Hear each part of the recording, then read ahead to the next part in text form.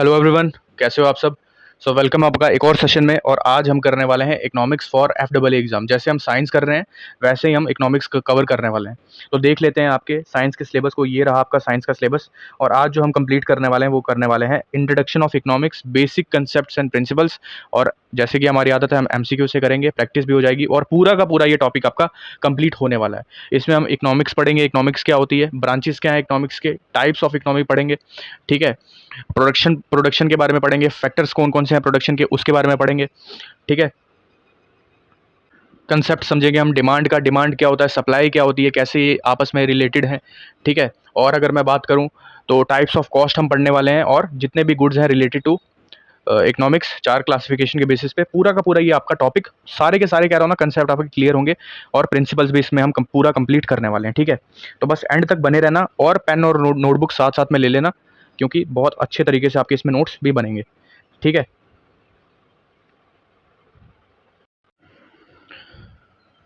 तो सेशन शुरू करने से पहले एक इम्पॉर्टेंट बात करना चाहूँगा मैं, जिन्होंने भी FEE की टेस्ट सीरीज़ में एनरोल किया है। कुछ स्टूडेंट्स ऐसे हैं जिन्हें ये डाउट है कि सर हमें जो टेस्ट शीट्स हैं वो हार्ड लग रही हैं। देखो यार, अगर तुम अभी हार्ड की तैयारी करोगे ना तो वहाँ पे जाकर रियल एग्जाम में तुम्हारे लिए चीज़ें आसान रहेंगी।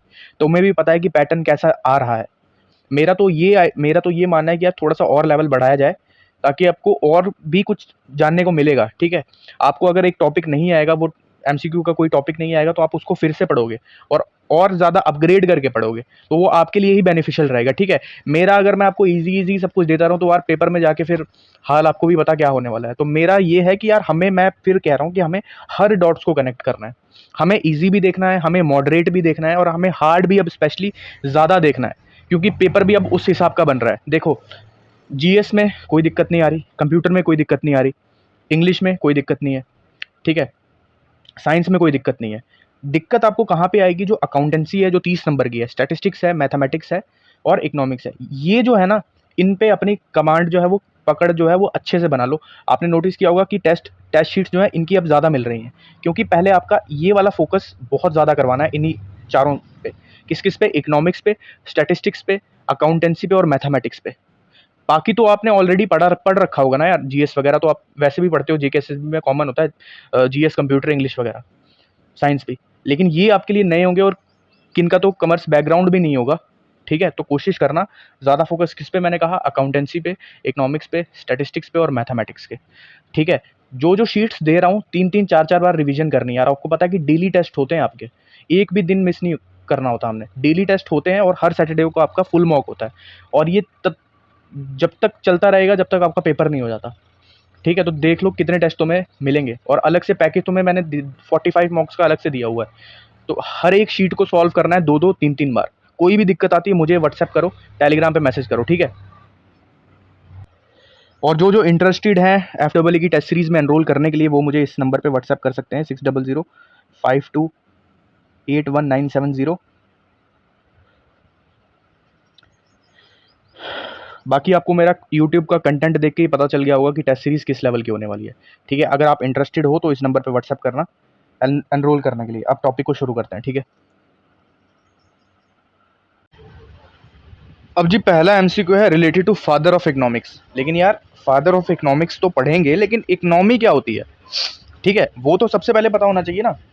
देखो, अब नोटबुक पे हेडिंग डाल लेना, इकोनॉमिक्स एंड इट्स ब्रांचेस। सबसे पहले वो कंप्लीट करने वाले हैं हम, और फादर ऑफ इकोनॉमिक्स ये मैं एंड में बताऊंगा, ठीक है। तो हेडिंग आप डालो बढ़िया से, शुरू करते हैं फिर, ठीक है। यहाँ पे मैं थोड़ी सी स्लाइड बड़ी करके यहाँ पे लिखता हूँ इकोनॉमी, ठीक है।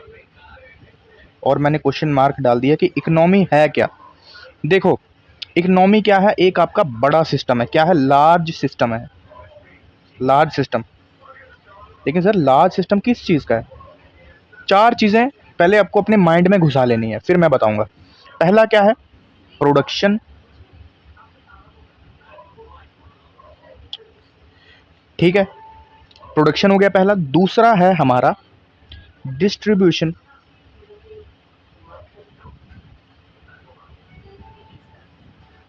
तीसरा है हमारा एक्सचेंज, और चौथा है हमारा क्या? कंजम्पशन। लेकिन सर ये 4 टर्म्स आपने लिखी हैं, इसका क्या लेना देना है इकोनॉमी से? अभी बताता हूँ ना। देखो, लार्ज सिस्टम है किस चीज़ का? प्रोडक्शन का, डिस्ट्रीब्यूशन का, एक्सचेंज का और कंजम्पशन का। अब इसका क्या रिलेशन है इकोनॉमी से, मैं अभी बताता हूँ, ठीक है। अब मैं ना तुम्हें एक सिंपल एग्जांपल से समझाता हूँ। सपोज करो कि तुम कश्मीर में रहते हो। कहाँ पे? तुम कश्मीर में रह रहे हो, ठीक है। और तुम कश्मीर में रहते हो और तुम्हारे पास ना सेब के बड़े बड़े क्या हैं, बाग हैं। और तुम फैमिली मेंबर्स हो 4, सिर्फ कितने हो, 4, ठीक है। अब सेब उग रहे हैं बल्क में, लेकिन तुमको उतनी ज़रूरतें हैं नहीं, ठीक है। उतना बल्क में जो सेब उगेगा उतनी ज़रूरतें तुम्हें है नहीं। अब तुम क्या करोगे? तुम यार बोलोगे कि चलो यार अपना बिजनेस क्या करते हैं, सेटअप करते हैं। तो तुम किसी लोकल मंडी से क्या करोगे, कॉन्टैक्ट करोगे। लोकल मंडी से क्या करोगे, कॉन्टैक्ट करोगे। अब लोकल मंडी वाला क्या करेगा, आपके पास ट्रक भेजेगा, ठीक है। ट्रक भेजेगा, आप उसमें क्या करोगे, अपना जो एप्पल्स हैं वो क्या करोगे, लोड करोगे, ठीक है। लोड करोगे और फिर वो जो लोकल मंडी वाला आएगा वो आपके सेब लेके चला जाएगा, ठीक है। सेब लेके चले जाएगा मंडी में, मंडी में लेके चले जाएगा। अब वो क्या करेगा, वहाँ पे जितने भी मंडी वाले होंगे सबको आपसे जिस प्राइस पे उसने सेब खरीदे होंगे उससे थोड़ा ज़्यादा प्राइस में क्या करेगा, उसको उन मंडी वालों को बेचना शुरू करेगा, ठीक है। बेचना शुरू करेगा। तो पहले क्या हुआ, वो आपको आपके जो बल्क में जो सेब थे वो क्या किया, उसने लेके गया, ठीक है। ट्रांसपोर्टेशन की उसने। फिर क्या की उसने, डिस्ट्रीब्यूशन की। क्या की, डिस्ट्रीब्यूशन की। जितने भी मंडी वाले थे, पहले प्रोडक्शन किसने की, आपने आपने सेब उगाए, जितना कॉस्ट लगा आपने सेब उगाए अपने बाग में। आपको लगा कि नहीं यार मेरी उतनी ज़रूरतें हैं नहीं, तो मैं क्या करता हूँ, इसको अपना बिजनेस खोलता हूँ जिससे मेरे को प्रॉफिट होगा। आपने लोकल मंडी वाले को बुलाया, मंडी वाला आपसे किसी प्राइस पे लेके वो सेब लेके चला गया। अब उसने लोकल जो मंडियाँ थी वहाँ पे सबको क्या किया, बेचना शुरू किया आपसे थोड़ा ज़्यादा प्राइस में। आपसे थोड़ा ज़्यादा प्राइस में उसने, क्योंकि ऑब्वियस सी बात है उसको प्रॉफिट अपना कमाना था, ठीक है। तो उसने क्या किया, डिस्ट्रीब्यूशन किया, ट्रांसपोर्टेशन किया, लेके गया और क्या किया, डिस्ट्रीब्यूट किया जितने भी वहाँ पे मंडी वाले थे। अब मेरे जैसा बंदा क्या हुआ, मेरे को सेब खाने का मन किया। अब मैं वहाँ पे जाके उस मंडी वाले से किसी भी सेब खरीदूंगा, ठीक है। ऑब्वियस सी बात है ज़्यादा प्राइस में खरीदूंगा। जिसने अगर मंडी वाले ने आपसे सपोज करो फॉर एग्जांपल 20 रुपए में उस बंदे से खरीदा था, तो वो मेरे को 30 का बेचेगा, क्योंकि उसको भी अपना प्रॉफिट देखना है, ठीक है। और फिर मैं सेब लेके घर पे आके खा जाऊंगा, कंज्यूम कर लूंगा। तो ये जो मेरी पूरी चेन है ना भाई साहब, प्रोडक्शन की, डिस्ट्रीब्यूशन की, एक्सचेंज की और कंजम्पशन की, यही क्या है, आपकी इकोनॉमी है, ठीक है। फार्मर्स एप्पल्स उगाते हैं, ठीक है। ट्रक वाला मंडी ले जाता है, उसको क्या करता है, डिस्ट्रीब्यूट करता है। शॉपकीपर क्या करता है, जो मंडी वाला होता है वो कहता है, बेचता है लोगों को, एक्सचेंज करता है। और हम वो फिर चीज़ें खाते हैं, एप्पल खाते हैं, कंजम्पशन करते हैं। तो ये जो पूरी चेन है ना, इसी को बोलते हैं इकोनॉमी। क्या बोलते हैं, इकोनॉमी। तो कौन कौन से जो 4 मेन चीज़ें हैं इसमें, सबसे पहले प्रोडक्शन, डिस्ट्रीब्यूशन, एक्सचेंज और कंजम्पशन, ठीक है। आपको समझ आया होगा, ठीक है। चलो ये तो हो गई आपकी लोकल इकोनॉमी। ये मैंने आपको एक एग्जांपल दी कि लोकल इकोनॉमी वर्क कैसे करती है। लेकिन अगर मैं गवर्नमेंट की एग्जांपल देके आपको समझाऊं, गवर्नमेंट की एग्जांपल देके आपको समझाऊं, आप आप टैक्स देते हो गवर्नमेंट को, ठीक है। टैक्स देते हो, गवर्नमेंट वो टैक्स कलेक्ट करती है और अपने पास रखती है। अब गवर्नमेंट उस इतने सारे टैक्स का करेगी क्या, ठीक है। उनका काम था आपसे टैक्स लेना, हमने टैक्स दिया, ठीक है। अब गवर्नमेंट क्या करेगी, उस टैक्स का क्या करेगी, रोड बनाएगी, ठीक है।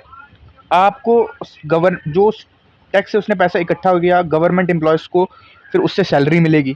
वो आपके लिए वेलफेयर स्कीम्स बनाएगी। फॉर एग्जांपल जो आयुष्मान भारत स्कीम है, जिसमें आपको फ्री मेडिकल फैसिलिटी मिलती है 5 लाख तक की, तो वेलफेयर स्कीम उसने आपके लिए बनाई, ठीक है। तो ये पूरा का पूरा क्या हो रहा है, ठीक है। पूरी की पूरी आपकी पब्लिक सेक्टर की एक गतिविधि हो रही है, किसकी, पब्लिक सेक्टर की। तो ये भी क्या है, आपकी इकोनॉमी है, इकोनॉमी है ना। अब क्या सर, ये जो सारी चीज़ें चलो ठीक है, लेकिन हमने बहुत बार चीज़ें सुनी हुई हैं, सर्विसेज। सर्विसेज क्या होती हैं, सर्विसेज भी बहुत इंपॉर्टेंट रोल प्ले करती हैं आपका। ये तो मैंने आपको बता दिया चलो गुड्स का, ये जो एप्पल था ये आपका गुड्स था, लेकिन सर्विसेज में क्या आएगा यार। अब मेरे को बताओ, टीचर पढ़ा रहा है आपको, ठीक है। टीचर पढ़ा रहा है, जो मेरी बहनें हैं वो फ्री बस का इस्तेमाल करती हैं, ठीक है। यहाँ से वहाँ दूसरी जगह जाती हैं, तो वो क्या कर रही हैं, फ्री गवर्नमेंट सर्विस ले रही हैं, ट्रांसपोर्टेशन सर्विस ले रही हैं। लड़के पैसे दे के जा रहे हैं, उनको भी सर्विस मिल रही है, ठीक है। डॉक्टर आपको ट्रीटमेंट दे रहा है, आप किसी जीएमसी में जाके अपना इलाज करवा रहे हो, तो डॉक्टर आपको सर्विस दे रहा है, ठीक है। हेल्थ सर्विस दे रहा है। तो ये सब चीज़ें क्या है, सर्विसेज, ठीक है, क्या है, सर्विसेज। लेकिन सर ये सर्विसेज का इकोनॉमी से क्या लेना देना? मेरे दोस्तों, मेरी प्यारे भाई बहनों, इकोनॉमी सिर्फ फिजिकल गुड्स जैसे राइस हो गया, फ़ोन हो गया, ठीक है, कार्स, ट्रक्स, सब इन्हीं तक लिमिटेड नहीं होती। इकोनॉमी में सर्विस भी वैल्यू क्रिएट करती है। क्या करती है? एक वैल्यू क्रिएट करती है। इसलिए वो भी क्या है, आपके इकोनॉमी का एक मेजर पार्ट है। Service is the major part of economy. कैसे? सर्विस एक्चुअल में है क्या? कोई काम या स्किल जो हमें बेनिफिट दे रहा हो, ठीक है, हमें क्या कर रहा हो, बेनिफिट दे रहा हो। जैसे मैंने एग्जांपल दिया था आपको, टीचर पढ़ाता है तो ये क्या है, आपकी एजुकेशन सर्विस है। डॉक्टर आपको ट्रीट करता है, ये क्या, आपकी हेल्थ केयर सर्विस है, ठीक है। अब उबर ओला में आप राइड करते हो, ई बसेस पे आप राइड करते हो, तो वो क्या है, हमें ट्रांसपोर्ट सर्विस प्रोवाइड हो रही है, ठीक है। बैंक में आपका पैसा ट्रांसफर हो रहा है, वो क्या है, आपकी बैंकिंग सर्विसेज है, ठीक है। तो ये सब चीज़ें भी इकोनॉमी में बहुत ज़्यादा रोल प्ले करती हैं, ठीक है। अब हम इन सर्विसेज के बदले क्या दे रहे हैं यार, पैसा दे रहे हैं ना। अब पैसा देने से क्या हो रहा है, इनकम जनरेट हो रही है, जॉब्स बन रही है, और जीडीपी में मेन बात यह है कि जीडीपी में कंट्रीब्यूशन हो रहा है। अभी हम आगे जाके जीडीपी, जीएनपी सब कुछ पढ़ने वाले हैं, डिटेल में करने वाले हैं, ठीक है। तो मेन बात क्या है, जीडीपी जो हमारा ग्रॉस डोमेस्टिक प्रोडक्ट है, उसमें क्या हो रहा है, प्रॉपर क्या हो रहा है, कंट्रीब्यूशन हो रहा है, ठीक है, ठीक है। तो इकोनॉमी का कंसेप्ट पता चला। मेन क्या चीज़ें मैंने आपको बताई, प्रोडक्शन, डिस्ट्रीब्यूशन, एक्सचेंज और कंजम्पशन, गुड्स और सर्विसेज का, इन्हीं को हम बोलते हैं, यही सब चीज़ें हमारी क्या है, इकोनॉमी है, ठीक है। अब सबसे पहले फादर ऑफ इकोनॉमिक्स किसे कहा जाता है? देखो, दो ब्रांचेज हैं इकोनॉमिक्स की। एक है आपकी माइक्रो इकोनॉमिक्स जो छोटे लेवल पे होती है, और एक है आपकी मैक्रो इकोनॉमिक्स जो बड़े लेवल पे होती है। अभी उसको हम डिटेल में करने वाले हैं, लेकिन उससे पहले फादर ऑफ इकोनॉमिक्स किसे कहा जाता है, ये भी इंपॉर्टेंट है यार। इकोनॉमिक्स तो हमें पता चल गया अब, लेकिन फादर ऑफ इकोनॉमिक्स किसे कहा जाता है? और इसी फादर ऑफ इकोनॉमिक्स ने एक बुक लिखी है, बहुत बहुत इंपॉर्टेंट है, ये आपके एग्जाम में आ सकता है, द वेल्थ ऑफ नेशंस। ये किताब इन्होंने लिखी है, ठीक है। तो अगर आपने ऑलरेडी पढ़ा है तो आपको इसका आंसर आना चाहिए, लेकिन मैं यहाँ पे बताऊंगा आपको। तो क्या आंसर होगा मेरे को बताओ। फिर हम करते हैं अपना ब्रांचेज ऑफ इकोनॉमी डिटेल में। ब्रांचेज और टाइप्स अलग अलग हैं, और दोनों ही इंपॉर्टेंट है, दोनों ही हम करने वाले हैं, ठीक है। टाइप्स ऑफ इकोनॉमी और ब्रांचेस। इसका आंसर क्या हो जाएगा, एडम स्मिथ को हम क्या कहते हैं, फादर ऑफ इकोनॉमिक्स। क्या कहते हैं, फादर ऑफ इकोनॉमिक्स। इन्होंने ये किताब लिखी है, वेल्थ ऑफ नेशन, ठीक है। और क्वेश्चन आता है कि इनकी नेशनैलिटी क्या थी, तो ये स्कॉटिश थे, स्कॉटलैंड के थे। क्या थे ये, स्कॉटिश, स्कॉटिश थे। अरे यार, ठीक है, स्कॉटिश। दोस्तों नोट्स आराम से बनाना, ठीक है, डिटेल में बनाना, अच्छे से बताना, ठीक है। मैं कोशिश करूंगा, जो हैंडराइटिंग समझ नहीं आएगी तो मैं उसको तीन तीन चार चार बार बोलूंगा, ठीक है। आपको टेंशन लेने की कोई ज़रूरत नहीं है। देखो यार, मेरी आदत है, मैं ऐसे ही पढ़ाता हूँ, सॉरी, एमसीक्यूज से, ताकि आपको साथ साथ में एमसीक्यूज को टैकल करने की भी एक आदत पड़ जाए। आपने वहाँ पे जाके कोई कंप्रीहेंसिव पेपर नहीं देना, आपने वहाँ पे जाके लिखना नहीं है, ठीक है। एमसीक्यूज की भी प्रैक्टिस साथ साथ में होनी चाहिए, ठीक है। तो फादर ऑफ इकोनॉमिक्स किसे कहा जाता है, एडम स्मिथ को। अब दो फादर और हम लिखेंगे, इसको मैं मिटा देता हूँ। एक होता है फादर ऑफ, जिसे हम कहते हैं माइक्रो इकोनॉमिक्स, और फादर ऑफ मैक्रो इकोनॉमिक्स। अब वो वाले कंसेप्ट हमने पढ़ना ही है, तो उनके भी फादर को हम जानेंगे, ठीक है। अभी फिलहाल इतना याद रखो कि जो माइक्रो इकोनॉमिक्स होती है वो आपकी छोटे लेवल पे होगी, और मैक्रो इकोनॉमिक्स जिसमें आपका जीएनपी, जीडीपी वगैरह आ जाता है, वो आपके मैक्रो में होती है, क्योंकि वो बड़े लेवल की चीज़ें होती हैं। आपने 10 रुपये की कोई चीज़ खरीदी ना, वो किस में आएगी, माइक्रो इकोनॉमी में। आपने बैंक में पैसा जमा करवाया, 500 रुपये जमा करवाया, 5,000 करवाया, 5 लाख करवाया, वो किस में आएगी, माइक्रो इकोनॉमी में, ठीक है। अभी हम पूरा डिटेल में करने वाले हैं, टेंशन मत लो, ठीक है।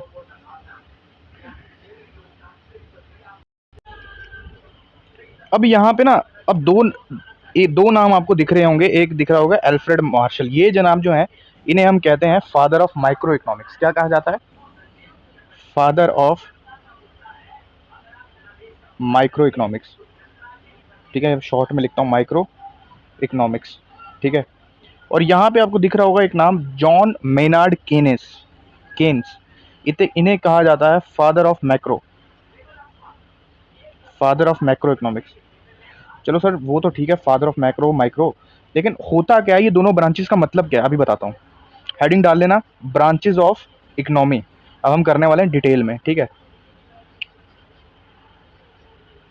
ठीक है। डिफरेंस से करेंगे, यहाँ पे मैंने एक लाइन डाल दी, ठीक है। यहाँ पे मैं लिखूंगा माइक्रो तो यहाँ पे मैं लिख रहा हूँ मैक्रो, ठीक है। देखो यहाँ पे ना सबसे पहले मैं दो चीज़ें लिखूंगा, यहाँ पे मैं लिख रहा हूँ होल, ठीक है। जब हम पूरी की पूरी इकोनॉमी को स्टडी करते हैं ना, होल होल इकोनॉमी को स्टडी करते हैं, वो होती है मैक्रो इकोनॉमी। और उसी मैक्रो इकोनॉमी का जब हम एक छोटा सा हिस्सा, माइक्रो में क्या आ जाएगा, एक स्मॉल यूनिट ऑफ इकोनॉमी, अभी मैं एग्जांपल देके समझाऊंगा, स्मॉल यूनिट ऑफ इकोनॉमी। तो इसमें क्या हो रहा है, पूरी होल इकोनॉमी के बारे में बात हो रही है, लेकिन माइक्रो में क्या हो रहा है, स्मॉल यूनिट ऑफ इकोनॉमी की बात हो रही है। अगर मैं इंडिविजुअल लेवल पे आपको मैं बताऊं माइक्रो के बारे में, तो मैंने कहा ये इकोनॉमी एक छोटे यूनिट को क्या करती है, स्टडी करती है। क्या करती है, स्टडी करती है, ठीक है। एग्जाम्पल से समझते हैं, कैसे सर, मैं बताता हूँ। देखो यार, इंसान जो होता है ना, उसकी ज़रूरतें क्या होती हैं, बहुत ज़्यादा होती हैं। लेकिन ज़रूरतें तो हर किसी की ज़्यादा होती हैं, लेकिन हमारे पास मेन बात क्या है, रिसोर्सेज कम होती हैं। लेकिन रिसोर्सेज कम होने के बावजूद भी जब कोई इंसान अपनी सेटिस्फेक्शन ढूंढ लेना, वही हमारा माइक्रो इकोनॉमिक्स में आता है। मैं आपको एक सिंपल लॉजिक बताता हूँ, देखो। सबसे पहले याद रखना, इसको जो हम माइक्रो इकोनॉमी है, इसे हम प्राइस थ्योरी भी कहते हैं, क्योंकि इसी में क्या होता है, प्राइस वगैरह डिसाइड होता है, ठीक है। कैसे होता है, देखो सबसे पहले अगर मैं कंज्यूमर की बात करूं, कंज्यूमर में जैसे हम आ जाते हैं, ठीक है। अब आप वो इंडिविजुअल लेवल की अगर मैं बात करूं, सपोज करो आपके पास कितना है, 1000 रुपये है। अब 1000 रुपये में आप सोचते हो कि यार मुझे इसमें से ना इतने का पिज़्ज़ा खाना है, कितना पैसा मेरे को बचाना है, और जो पैसा बच गया है उसमें से मेरे को मूवी देखनी है, और मूवी देखने के बावजूद भी मुझे थोड़ा अपना पैसा बचाना है, ताकि आपको सबसे ज़्यादा खुशी मिल सके, पैसे थोड़ा बच भी जाए आपके पास। तो यही जो सेटिस्फेक्शन हो रही है ना आपको, यही आ जाएगी किसमें, आपकी माइक्रो इकोनॉमी में, ठीक है। ये तो बात कर ली मैंने कंज्यूमर की। अब मैं किसी दुकानदार की बात करूं, सपोज करो एक चाय वाला है, ठीक है। अब उसको क्या करना है, डिसाइड करना है कि यार वो एक कप चाय का कॉस्ट जो है ना, वो कितनी रखेगा, 10 रखे, 15 रखे, ताकि उसका प्रॉफिट सबसे ज़्यादा हो और लोग जो हैं चाय पीना भी पसंद करें, ठीक है। उनके उन्हें अच्छी सी सेटिस्फेक्शन मिल जाए, ठीक है। तो ये भी किस में आएगा, आपके माइक्रो इकोनॉमिक्स में आएगा। और अगर मैं किसी इंडस्ट्री की बात कर लूँ यार, अगर मैं इंडस्ट्री की बात कर लूँ, ठीक है, इंडस्ट्री की एग्जांपल दे दूँ। सपोज करो मैं देख रहा हूँ, ठीक है, एक कॉटन टेक्सटाइल इंडस्ट्री है और एक टाटा मोटर्स है, ठीक है। मैं उसकी स्टडी कर रहा हूँ कि यार वो दोनों जो इंडस्ट्रीज है ना, वो कितना प्रोडक्शन कर रही हैं, ठीक है। तो जब मैं इन दोनों कंपनीज की स्टडी कर रहा हूँ कि यार वो कितना प्रोडक्शन कर रही है हर साल में, कितनी उसकी वर्थ आ रही है, तो वो भी किस में आ जाएगा, आपके माइक्रो इकोनॉमिक्स में, ठीक है। अब जो माइक्रो इकोनॉमिक्स आ जाती है ना दोस्तों, इसमें दो इंपॉर्टेंट टॉपिक्स होते हैं, एक होता है आपका डिमांड और एक होता है आपका सप्लाई। इसी पे आपकी जो माइक्रो इकोनॉमी है वो घूमती है। कैसे, डिमांड और सप्लाई पे कैसे घूमती है सर, मैं बताता हूँ। देखो मेरे को एक चीज़ बताओ, जिस चीज़ की ज़्यादा डिमांड होगी उसकी ज़्यादा सप्लाई भी होगी, क्लियर बात है। और जिस चीज़ की कम डिमांड होगी उसकी सप्लाई भी कम होगी, ठीक है। और यही तय करेगा कि कौन सी चीज़ मार्केट में महंगी बिकेगी और कौन सी सस्ती बिकेगी, ठीक है। अब मुझे एक चीज़ बताओ, अगर आपके पास क्वांटिटी काफ़ी कम है, क्वांटिटी आपके पास क्या है, कम है, लेकिन उसकी क्वालिटी बड़ी ज़बरदस्त है यार, क्वालिटी बड़ी ज़बरदस्त है और डिमांड भी आपके पास काफ़ी ज़्यादा है, तो आप क्या करोगे, उसका प्राइस ऑब्वियस सी बात है, प्राइस इंक्रीज़ करोगे ना, इंक्रीज़ करोगे, ठीक है। अब मेरे को एक बात बताओ, आपके पास बल्क में बहुत सारा सामान पड़ा है, बल्क में बहुत सारा सामान पड़ा है, लेकिन यार उसकी डिमांड मैंने कम कर दी, उसकी डिमांड है ही नहीं। मेरे पास सामान बहुत पड़ा है लेकिन मेरे पास डिमांड है ही नहीं, कोई खरीद ही ना रहा है, क्योंकि उसकी जो क्वालिटी है ना वो बेकार है। तो मुझे खुद ब खुद क्या करना पड़ेगा, खुद ब खुद क्या करना पड़ेगा, उसकी जो उसकी प्राइस है वो कम करनी पड़ेगी। क्या करनी पड़ेगी, कम करनी पड़ेगी। अब डिमांड है ही नहीं तो मैं उसकी प्राइस क्या कर दूंगा, कम कर दूंगा ना। तो यहाँ पे क्या हो रहा है यार, यहाँ पे मैं प्राइस को क्या कर रहा हूँ, डिसाइड कर रहा हूँ, क्या कर रहा हूँ, प्राइस डिसाइड कर रहा हूँ, प्राइस डिटरमाइन कर रहा हूँ। तो ये सब भी किसके अंदर आएगा, आपके माइक्रो इकोनॉमी के अंदर। तो डिमांड हो गया, आपका सप्लाई हो गया, प्राइस को मैं डिसाइड कर रहा हूँ, प्राइस डिटर्मिनेशन हो रही है, ठीक है। कंज्यूमर का बिहेवियर पता चल रहा है कि कंज्यूमर यार सेटिस्फाई हो रहा है कि नहीं हो रहा है, जो प्रोड्यूसर है जो बना रहा है वो सेटिस्फाई है कि नहीं, कि उसका सामान बिक रहा है या नहीं बिक रहा, उसको प्रॉफिट हो रहा है या नहीं हो रहा। तो ये सब किसके अंदर आता है, ये आपका आता है किसके अंदर, माइक्रो इकोनॉमिक्स के अंदर, ठीक है। तो फोकस किस पे हो रहा है, इस पे इंडिविजुअल पे फोकस हो रहा है ना, कंज्यूमर्स पे फोकस हो रहा है, ठीक है। जो प्रोड्यूसर है जो प्रोड्यूस कर रहा है उस पे फोकस हो रहा है, ठीक है। एक एक इंडिविजुअल पे फोकस हो रहा है। तो इसी स्टडी को, यही पूरा जो मेरे पास पूरा सामान जुड़ गया है यहाँ पे, यही क्या है आपका माइक्रो इकोनॉमिक्स, आई होप आपको चीज़ें बहुत अच्छे से क्लियर हो गई होंगी।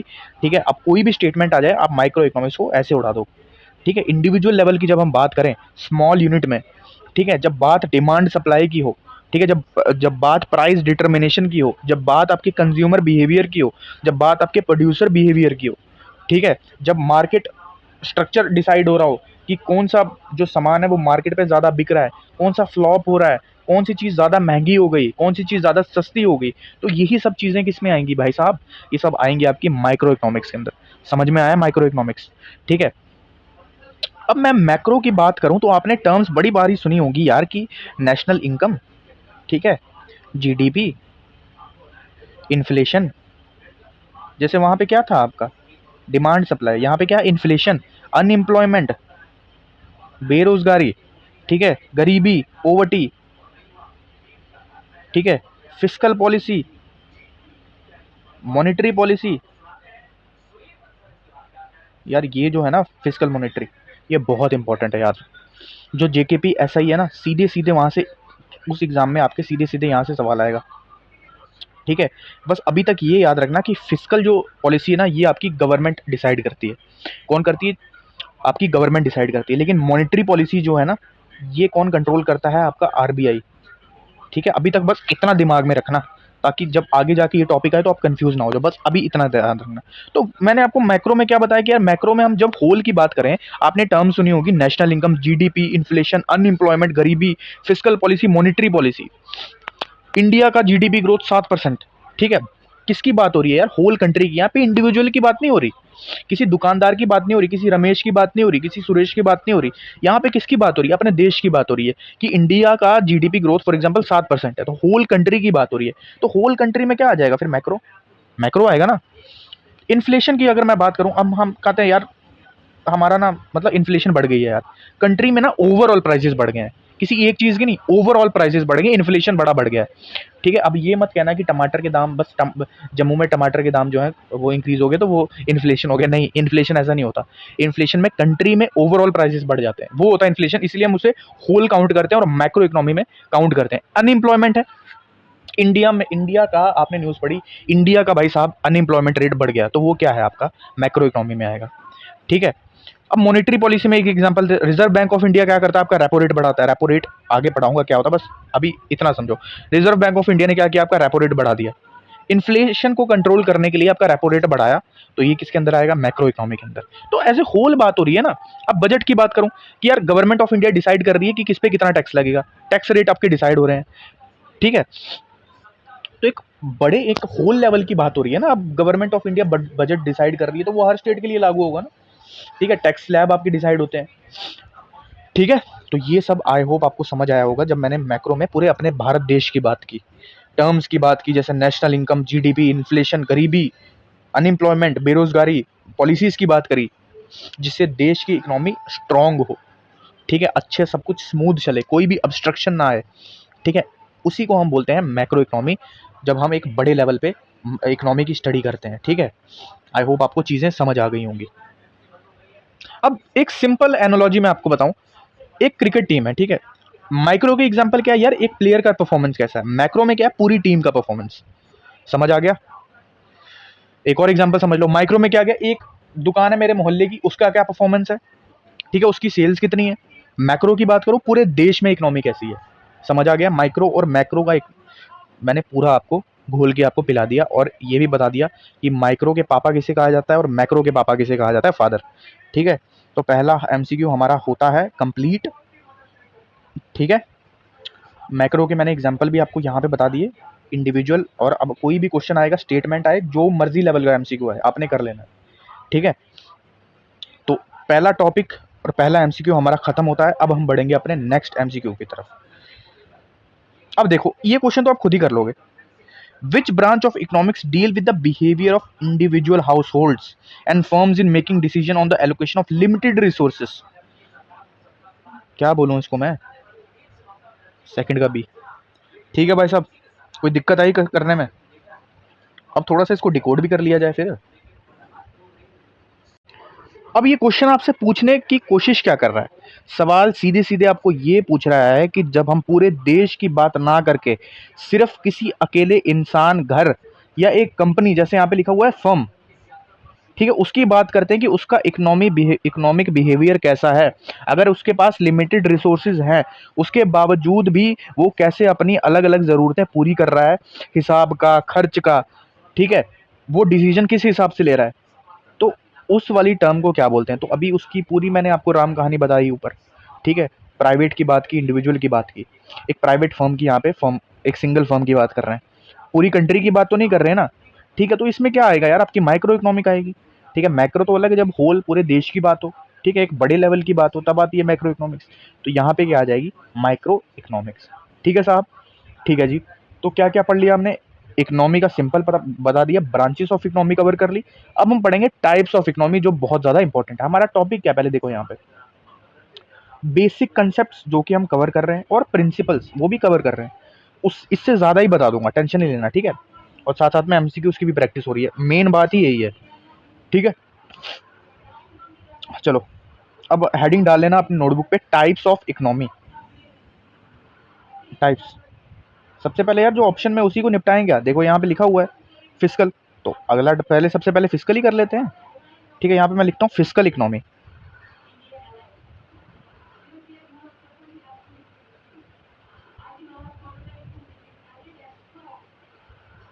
यार एक रिक्वेस्ट है, एक चीज़ आपसे शेयर करना चाहता हूँ। अगर आपका ये ऐसा माइंडसेट है ना कि यार मेरे को नोट्स रटने हैं, ठीक है, नोट्स रट के मेरा पेपर पास हो जाएगा, तो नहीं होगा यार, क्योंकि जेकेएसएसबी का पैटर्न चेंज है। अब वो आपकी नॉलेज चेक कर रहा है स्टेटमेंट डाल के। अगर आपने सिर्फ नोट्स रटा मारे, आपको कंसेप्ट बिल्कुल भी नहीं है इकोनॉमिक्स का, आप एक भी सवाल वहाँ पे ठीक करके नहीं आओगे, ठीक है। अब वन लाइनर पूछ गया कि ईयर पूछ लेगा, एक टर्म की डेफिनेशन पूछ लेगा, तो वो नहीं है भाई साहब। आपको अब चीज़ों को, कंसेप्ट आपका मेन ज़रूरी है। और जितना हो सके एनालिटिकल एमसीक्यूज की प्रैक्टिस करो, स्टेटमेंट बेस्ड एमसीक्यूज की प्रैक्टिस करो। जहाँ से भी टेस्ट सीरीज आपने परचेज किए, मेक श्योर देखो वहाँ पे कि उसमें स्टेटमेंट बेस्ड एमसीक्यूज हैं, उसमें क्या मैच द फॉलोइंग है, उसमें क्या असर्शन रीजन बेस्ड है। अब ये वाले जो एमसीक्यूज आपको लग रहा होगा कि यार ये तो सर यहाँ पे वन लाइनर लिखा हुआ है, ये वन लाइनर नहीं है, ये एक कंसेप्चुअल एमसीक्यू है, और मैंने फ्रेम ही इसी तरीके से किए हैं ताकि आपको साथ साथ में आपका ये पूरा का पूरा टॉपिक क्लियर हो, और फिर जब आपको स्टेटमेंट बेस्ड एमसीक्यूज लगाने की बारी आए, आप उसको टैकल करो आराम से, आपको कोई दिक्कत ना आ जाए। मेन चीज़ है कि आपका कंसेप्ट यहाँ पे क्लियर होना चाहिए, ठीक है। तो बात करते हैं फिजिकल इकोनॉमी की, ठीक है। देखो यार, जब अब ये जो फिजिकल इकोनॉमी ना, ये आपकी मेजर टाइप में नहीं आती, इसको भी कवर करवाऊंगा। मेजर में जो आपकी आती है ना, एक होती है आपकी कैपिटलिस्ट, जिसे हम मार्केट इकोनॉमी भी कहते हैं। क्या होती है आपकी कैपिटलिस्ट इकोनॉमी, ठीक है। एक होती है आपकी सोशलिस्ट, जिसे हम प्लान्ड इकोनॉमी कहते हैं, सोशलिस्ट, सोशलिस्ट या प्लान्ड इकोनॉमी।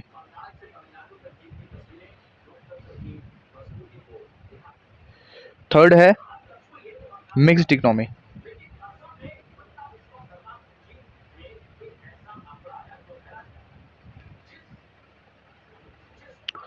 ठीक है।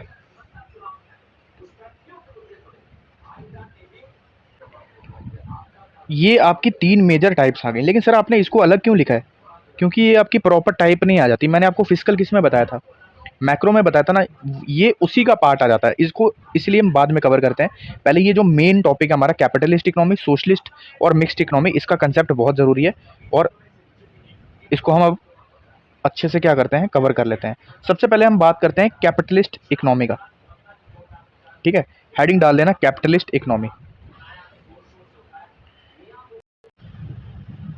अब कैपिटलिस्ट इकोनॉमी में ना आपको दो चीज़ें सबसे पहले याद रखनी है। मैं यहाँ पे दो चीज़ें लिखूंगा, एक लिखूंगा प्राइवेट, ठीक है, और एक लिखूंगा यहाँ पे प्रॉफिट। अब मैंने ये चीज़ क्यों लिखा, प्राइवेट और प्रॉफिट क्यों लिखा, क्योंकि कैपिटलिस्ट इकोनॉमी का मेन फंडा ही होता है ज़्यादा से ज़्यादा प्रॉफिट कमाना, ठीक है। रेस में सबसे आगे कौन निकल रहा है, यही देखा जाता है कैपिटलिस्ट इकोनॉमी में।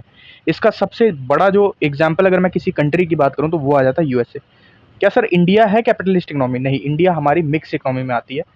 अभी मैं इसको समझाने वाला हूँ, इंडिया आपकी मिक्स इकोनॉमी फॉलो करती है, ठीक है। और यूएसए कौन सी है, कैपिटलिस्ट इकोनॉमी। लेकिन सर समझ नहीं आ रहा है कैपिटलिस्ट इकोनॉमी में एक्चुअल में होता क्या है। देखो, कैपिटलिस्ट इकोनॉमी में जो भी आपके इंपॉर्टेंट रिसोर्सेज होते हैं, या कोई बिजनेस होता है,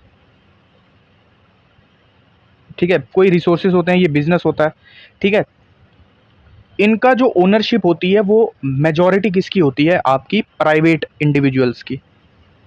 प्राइवेट इंडिविजुअल की बहुत ज़्यादा इसमें ओनरशिप होती है, और बहुत लिमिटेड रोल होता है किसका? गवर्नमेंट का। बहुत लिमिटेड रोल होता है गवर्नमेंट का, ज़्यादा किसकी चलती है? प्राइवेट की, प्राइवेट इंडिविजुअल की, क्योंकि वही ओन करते हैं, चाहे वो रिसोर्सेज हो, चाहे कोई भी बड़ा बड़ा बिजनेस हो, जैसे बड़ी बड़ी कंपनीज हो गई, ठीक है। एक एग्जाम्पल मान के चलो, यहाँ पे एक किसी कंट्री में ऑयल निकला, ठीक है, ऑयल निकला। अब क्या होगा कि अगर वो कैपिटलिस्ट इकोनॉमी नहीं है तो गवर्नमेंट क्या कर लेगी? उस चीज़ को क्लेम कर लेगी, ठीक है। लेकिन अगर वो कैपिटलिस्ट है तो उस वो कोई प्राइवेट ओनरशिप ले लेगा उसकी। अगर उसकी ज़मीन पे हुआ, अगर हमारे इंडिया में हुआ होता, किसी की ज़मीन पे निकलता, तो गवर्नमेंट क्या कोशिश करती है कि मैं उसकी पे ओनरशिप ले लूँ ताकि वो सबको मिले, ठीक है। लेकिन कैपिटलिस्ट में क्या होगा? अगर मेरी ज़मीन पे निकली है तो मेरा हक होगा उस पे, ठीक है, गवर्नमेंट का कोई लेना देना नहीं है, ठीक है। तो ये आ जाता है कैपिटलिस्ट इकोनॉमी में। तो अभी तक क्या सीखा हमने? कैपिटलिस्ट इकोनॉमी में ये देखा जा रहा है कि जो प्राइवेट इंडिविजुअल्स हैं उन्हीं का सब कुछ है, चाहे वो रिसोर्सेज हों, चाहे वो बड़े बड़े बिजनेस हों, ठीक है। गवर्नमेंट का बहुत लिमिटेड रोल है छोटा मोटा, लेकिन लिमिटेड रोल है, ठीक है। और प्रॉफिट कैसे देखा जा रहा है? अब बात करते हैं प्रॉफिट कैसे है इसमें, मैं बताता हूँ। देखो, लोग मेहनत करते हैं ताकि वो ज़्यादा से ज़्यादा क्या कमा सकें? पैसा कमा सकें, ठीक है, पैसा कमा सकें। मेन मोटिव ही होता है प्रॉफिट कमाने का।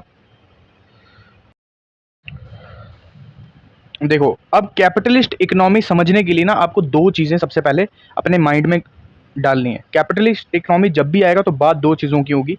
सबसे पहली बात है वो है प्राइवेट ओनरशिप, और दूसरा है प्रॉफिट। कैपिटलिस्ट इकोनॉमी का मेन फंडा ही ये होता है कि मुझे प्रॉफिट ज़्यादा से ज़्यादा क्या करना है? कमाना है, ठीक है। और गवर्नमेंट का रोल जो होता है इसमें काफ़ी लिमिटेड होता है, इनफैक्ट कोई रोल ही नहीं होता या बहुत लिमिटेड रोल होता है। यहाँ पे मैं लिख देता हूँ, गवर्नमेंट रोल लिमिटेड, ठीक है, government role limited. Sir, government role limited होता है तो इस पे जो जो रिसोर्सेज होते हैं, जो बड़े बड़े बिजनेस होते हैं, उन पे किसका क्लेम होता है? वो किसके होते हैं? तो वो होते हैं प्राइवेट इंडिविजुअल्स के। किसके? प्राइवेट, जैसे हमारे जैसे जो आम लोग होते हैं उनका हक होता है उन रिसोर्सेज पे, क्योंकि वही वो उसके ओनर होते हैं, ठीक है। मैं एक सिंपल एग्जांपल लेके बताता हूँ। सपोज करो ये ए कोई बंदा है, ठीक है, इसके पास कोई ज़मीन है बड़ी, ठीक है। अब होता क्या है कि अगर ये कैपिटलिस्ट इकोनॉमी नहीं है, सपोज करो कि ये नहीं है, जिस कंट्री में रहता है वो कैपिटलिस्ट इकोनॉमी नहीं है, अब उसके खेत में क्या हुआ? तेल निकला, ठीक है। अगर कैपिटलिस्ट इकोनॉमी नहीं है तो गवर्नमेंट उस पर क्लेम करेगी ना कि यार तुम इस तेल का करोगे क्या? एक काम करता हूँ, तुम हमारे साथ क्या कर लो, टाई अप कर लो, हम तुम्हें महीने महीने के पैसे देंगे, लेकिन ओनरशिप इस पर हमारी रहेगी। अब ऐसा होता है, ठीक है, अगर मैं इंडिया की एग्जाम्पल लूँ, ठीक है। लेकिन कैपिटलिस्ट इकोनॉमी में क्या होगा ना, अगर वो कंट्री कैपिटलिस्ट है तो पूरा का पूरा हक उस बंदे का होगा इस फील्ड पे जहाँ से तेल निकला है, ठीक है, वो ओन करेगा इस चीज़ को। समझ में आया?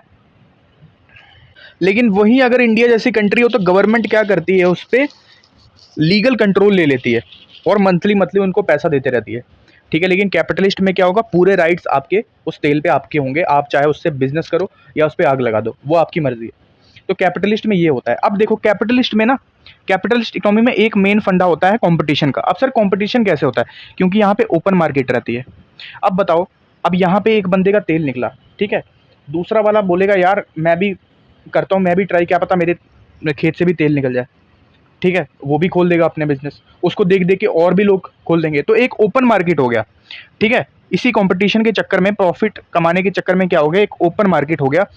तो यही इसका मेन फंडा होता है, किसका? कैपिटलिस्ट इकोनॉमी का, कि यहाँ पे क्या होता है? आपका ओपन मार्केट रहती है। दो मेन चीज़ें क्या बताया था? प्राइवेट ओनरशिप होती है और प्रॉफिट कमाना ही मेन मकसद होता है इस कैपिटलिस्ट इकोनॉमी का। और कैपिटलिस्ट इकोनॉमी का एक मेजर एग्जाम्पल जो कंट्री आ जाएगी वो आ जाएगी आपका यूएसए। क्या आ जाएगी? आपकी यूएसए एक मेजर एग्जाम्पल है किसकी? कैपिटलिस्ट इकोनॉमी की। आई होप आपको चीज़ें समझ आई होंगी। कैपिटलिस्ट में क्या है? ओनरशिप किसकी रहती है? जो प्राइवेट इंडिविजुअल्स रहते हैं उन्हीं का हक होता है रिसोर्सेज पे, अगर उनके पास उनका लीगल राइट है, अगर लीगली वो चीज़ उनकी है तो उनसे वो चीज़ कोई छीन नहीं सकता, ठीक है। वो फिर अपना बिजनेस चलाएंगे और उसको कोशिश करेंगे कि वो ज़्यादा से ज़्यादा क्या कर सकें? प्रॉफिट कमा सकें। गवर्नमेंट का रोल लिमिटेड रहेगा, ठीक है, ओपन मार्केट रहेगा। इसी चीज़ को अगर मेरा एक बिजनेस बहुत बढ़िया चल रहा है कैपिटलिस्ट इकोनॉमी पे, तो मुझे देख देख के और भी लोगों को मन करेगा ना कि मैं भी प्रॉफिट कमाऊंगा, मैं भी अपना बिजनेस खोलूंगा। ज़रूरी नहीं है वो तेल का ही बिजनेस करे, वो कोई और का, वो आईटी इंडस्ट्री के रिलेटेड कुछ कर सकता है, ठीक है। तो आपको एक चीज़ मोटी मोटी समझ लग गई होगी कि कैपिटलिस्ट इकोनॉमी होती क्या है, ठीक है। अब हम बात कर लेते हैं कि सोशलिस्ट इकोनॉमी क्या होती है। सोशलिस्ट की बात कर लेते हैं, ठीक है।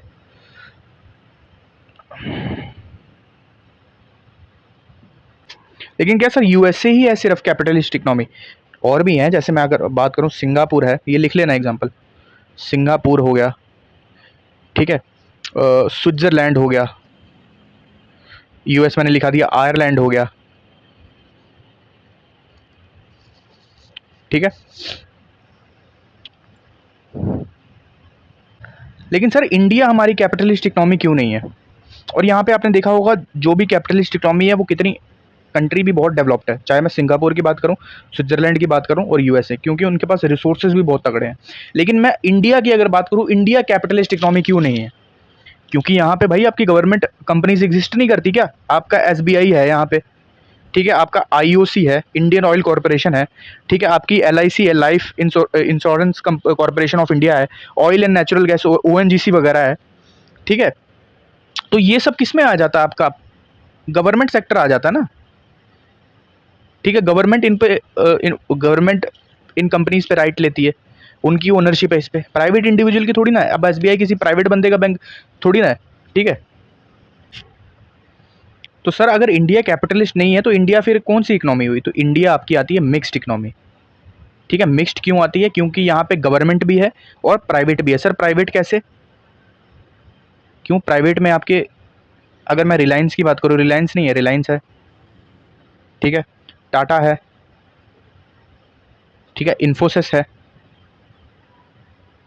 तो इंडिया में बोथ कैपिटलिस्ट भी फॉलो होता है और गवर्नमेंट भी फॉलो होता है, ठीक है। तो मिक्स्ड इकोनॉमी में हमने क्या पढ़ा कि भाई साहब यहाँ पे दोनों की ओनरशिप है, चाहे वो प्राइवेट इंडिविजुअल है, ठीक है, चाहे आपका गवर्नमेंट है, दोनों की ओनरशिप रहेगी इस पे, मिक्स्ड इकोनॉमी पे। और इसकी मेजर एग्जांपल हमारे पास आ जाती है इंडिया से। क्या सिर्फ इंडिया, और भी एग्जांपल्स है, वो भी लिखो। कनाडा हो गया, ठीक है, आपका यूके हो गया। तो ये सब आ जाता है मिक्स्ड इकोनॉमी में। अब हम बात कर लेते हैं सोशलिस्ट इकोनॉमी, जिसे हम प्लान्ड इकोनॉमी भी कहते हैं, ठीक है। कंसेप्ट आई होप आपके क्लियर हो रहे होंगे। अब हम बात कर लेते हैं सोशलिस्ट इकोनॉमी में। देखो मिक्स्ड में हमने क्या पढ़ा था कि किसकी ओनरशिप है? प्राइवेट और गवर्नमेंट दोनों की। लेकिन सोशलिस्ट में क्या होगा ना, सिर्फ और सिर्फ ओनरशिप किसकी रह जाएगी? आपकी गवर्नमेंट की ओनरशिप होती है। किसकी? गवर्नमेंट की, सरकारी महकमा। तो ये कौन सी गवर्नमेंट हो गई? तो ऐसी कंट्री जहां पे सारे रेलवेज पे भाई साहब आपका गवर्नमेंट का हक है, ऑयल पे आपका गवर्नमेंट का हक है, ठीक है, बैंक्स पे आपका गवर्नमेंट का हक है, ठीक है, फैक्ट्रीज पे। लेकिन सर इंडिया में भी तो रेलवे पे हक गवर्नमेंट का है। अब मेरे को बताओ बैंक में है क्या? नहीं। क्यों? एचडीएफसी बैंक तो प्राइवेट है। तो समझ आ रहे हो ना, समझ लो कि इंडिया में क्या फॉलो हो रहा है, गवर्नमेंट भी है और प्राइवेट भी है। लेकिन गवर्नमेंट में ज़्यादातर अगर रोल उसका हर एक रिसोर्सेज पे है, तो वो कौन सी इकोनॉमी आ जाएगी? फिर वो आपकी आ जाएगी सोशलिस्ट इकोनॉमी, जिसे हम प्लान्ड इकोनॉमी भी कहते हैं, ठीक है। अब सोशलिस्ट में कौन कौन सी आ जाएंगी? सबसे पहले नाम आ जाएगा आपका चाइना का, क्यूबा का, ठीक है, नॉर्थ कोरिया, ठीक है। जो ज़्यादा डिक्टेटर टाइप कंट्रीज है ना, वही सोशलिस्ट फॉलो करती हैं, ऐसे में मेरा मानना है, ठीक है। लाओस आ गया और वियतनाम भी एक ऐड कर लेना। तो मैंने आपको जो मेजर इकोनॉमी के जो टाइप्स थे, कैपिटलिस्ट, सोशलिस्ट और मिक्स्ड इकोनॉमी, ये मैंने आपको विद एग्जांपल से बता दिए, ठीक है, ठीक है। अब मैंने आपको मैक्रो इकोनॉमिक्स बता दिया, माइक्रो इकोनॉमिक्स बता दिया। अब हम बात कर लेते हैं फिस्कल इकोनॉमी, जो कि आपकी मैक्रो इकोनॉमिक का एक, उसी का एक टाइप है, सब टाइप है। वो भी मैं आपको यहाँ पे क्लियर करवा देता हूँ, ताकि आपको कन्फ्यूजन ना हो ऑप्शन में देख के, ठीक है। अब कभी भी क्वेश्चन आ जाए, चाहे वो किसका, कैपिटलिस्ट का, मिक्स्ड का और या सोशलिस्ट का, तो कैपिटलिस्ट में हमने क्या सीखा? ओनरशिप किसकी है? प्राइवेट इंडिविजुअल की। मिक्स्ड में किसकी है? दोनों की, गवर्नमेंट की भी और प्राइवेट की भी। और सोशलिस्ट पे ज़्यादा किसकी है? सबसे ज़्यादा हक किसका? गवर्नमेंट का, चाहे वो कोई भी रिसोर्स हो। ठीक है, समझ आ गई होगी। अब हम बात कर रहे हैं फिजिकल इकोनॉमिक्स क्या होती है और मॉनेटरी इकोनॉमिक्स क्या होती है। ये दोनों ही सबसे पहले आपके किसके पार्ट आ जाएंगे? मैक्रो के। ठीक है, मैक्रो के। मैंने जब हमने शुरू की थी क्लास तो मैंने आपको बताया था फिजिकल में जो ज़्यादा रोल होता है वो किसका होता है? हमारी गवर्नमेंट का। वो ही आपकी जो फिजिकल पॉलिसी है वो बनाती है। लेकिन मॉनेटरी की बात करूँ, मॉनेटरी पॉलिसी होती है हमारी इन्फ्लेशन वगैरह को कंट्रोल करने के लिए, और उसको जो चलाती है वो चलाती है हमारा रिजर्व बैंक ऑफ इंडिया। ठीक है, आरबीआई। अब हम बात कर लेते हैं दोनों में होता क्या है। देखो, मैंने फिजिकल को क्यों गवर्नमेंट का टूल बोला? क्योंकि मैं यहाँ पे कुछ टर्म्स लिखने वाला हूँ अब। ठीक है, टैक्स को बढ़ाना है, टैक्स को घटाना है, ये किसका काम है? गवर्नमेंट का। गवर्नमेंट ने सब्सिडी देनी है। ठीक है, कितनी देनी है? ज़्यादा देनी है, कम देनी है, ये किसका काम है? गवर्नमेंट का। आपका बजट बनाना है भाई साहब, वो किसका काम है? गवर्नमेंट का। ठीक है, तो जब इन सब चीज़ों पे बात हो तो वो किसके अंदर आएगी आपकी? वो आएगी आपकी फिजिकल इकोनॉमी के अंदर। किसके अंदर? फिजिकल इकोनॉमी के अंदर। ठीक है, अब मैं अगर बात करूं किसकी? मॉनेटरी के अंदर, तो आपने टर्म सुनी होंगी मॉनेटरी के अंदर, रेपो रेट। ठीक है, reverse repo rate, RRR, reverse repo rate, CRR. ये सारी टर्म मैं आपको जब मॉनेटरी पॉलिसी पढ़ाऊंगा, वो है आपके सिलेबस में, एफडब्ल्यू में भी और एसआई में भी है, वो हम तब करेंगे। अभी बेसिक कंसेप्ट हमने पढ़ने इकोनॉमिक्स के, तो ये पढ़ाऊंगा तो आप काफ़ी ज़्यादा कंफ्यूज हो जाओगे। ठीक है, एक मोटे मोटे तौर पे चलो कि जब भी हमारे देश में ना क्या बढ़ती है? महंगाई बढ़ती है, इन्फ्लेशन बढ़ती है, तो आरबीआई के पास कुछ टूल्स होते हैं, जैसे यही जो मैंने आपको लिखा है, repo rate, reverse repo rate, CRR, SLR. तो वो इन टूल्स का हेल्प करके आरबीआई क्या करती है? आपकी इन्फ्लेशन को कंट्रोल करती है। गवर्नमेंट क्या बोलती है? हमारे बस के बाहर है, अब आरबीआई को सौंपो। तो आरबीआई अपने टूल्स इस्तेमाल करती है जिसे हम कहते हैं मॉनिटरी टूल्स। ठीक है, और वो होते हैं जैसे आपका रेपो रेट हो गया, रिवर्स रेपो रेट हो गया, सीआरआर हो गया, एसएलआर हो गया। ठीक है, तो आरबीआई मॉनेटरी पॉलिसी का इस्तेमाल क्यों करती है? मेन रीज़न क्या बताया मैंने आपको? इन्फ्लेशन को कंट्रोल करने के लिए, महंगाई को रोकने के लिए। अगर इकोनॉमी हमारी स्लो हो रही है, उसकी ग्रोथ बढ़ानी है, तब भी इस्तेमाल करेगी। ठीक है, ठीक है, तो ये चीज़ें आपको समझ आ गई होगी। अब एक टर्म आपको पता होना चाहिए, लिक्विडिटी क्या होता है। ठीक है, इंपॉर्टेंट टर्म्स भी आपको पता होने चाहिए। अगर कोई बिगिनर है जिसको इकोनॉमिक्स बिल्कुल नहीं आती, तो वो भी यहाँ पे समझेगा हर एक चीज़ को। लिक्विडिटी क्या होती है? अब लिक्विडिटी क्या होती है? देखो, पहले मैं यहाँ लिखता हूँ एसेट। एसेट क्या हुआ? ठीक है, एसेट हो गया जैसे आपकी कोई प्रॉपर्टी हो गई, गोल्ड हो गया। ठीक है, शेयर्स हो गए, आपने कहीं पे इन्वेस्ट किया है। ठीक है, शेयर खरीदे हैं आपने।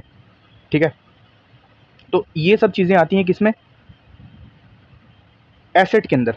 कोई भी प्रॉपर्टी, कोई गोल्ड, कोई आपका सामान, आपकी गाड़ी, ठीक है, आपकी ज़मीन, ठीक है, आपका मोबाइल फ़ोन। तो ये सब चीज़ें जब हम क्या करते हैं? कैश में कन्वर्ट कर लेते हैं, बेच के या कुछ भी करके, इन रिटर्न ऑफ एक्सचेंज क्या कर लेते हैं? कैश ले लेते हैं। ठीक है, तो उसी चीज़ को हम बोलते हैं लिक्विडिटी। ठीक है, मोटा मोटा समझ लो कि जितना ज़्यादा आपके पास कैश है, उतनी आपकी लिक्विडिटी हाई है। क्योंकि मोटा मोटा यही सबसे ज़्यादा क्या होता है? आपका हाईएस्ट लिक्विड एसेट होता है क्या? कैश।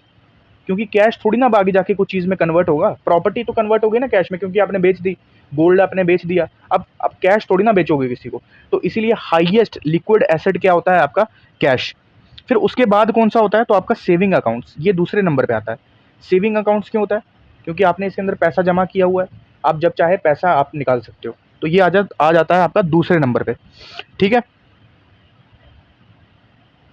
तो ये हो गया जी सेकंड एमसीक्यू का पूरा डिटेल में एनालिसिस, जिसमें हमने क्या पढ़ लिया? टाइप्स ऑफ इकोनॉमी हमने पढ़ ली। ठीक है, अब हम बात कर लेते हैं थर्ड एमसीक्यू की तरफ। थर्ड एमसीक्यू कह रहा है the central problem of how to produce in an economy refers to. इसके बारे में बात कर लेते हैं। अब ये एमसीक्यू को कवर करने से पहले हमें टॉपिक पढ़ना पड़ेगा, सेंट्रल प्रॉब्लम्स ऑफ इकोनॉमी। आप नोटबुक पे हेडिंग डाल लेना। ठीक है, देखो, सेंट्रल प्रॉब्लम्स ऑफ इकोनॉमी, मैं यहाँ पे लिखता हूँ सेंट्रल प्रॉब्लम ऑफ इकोनॉमी।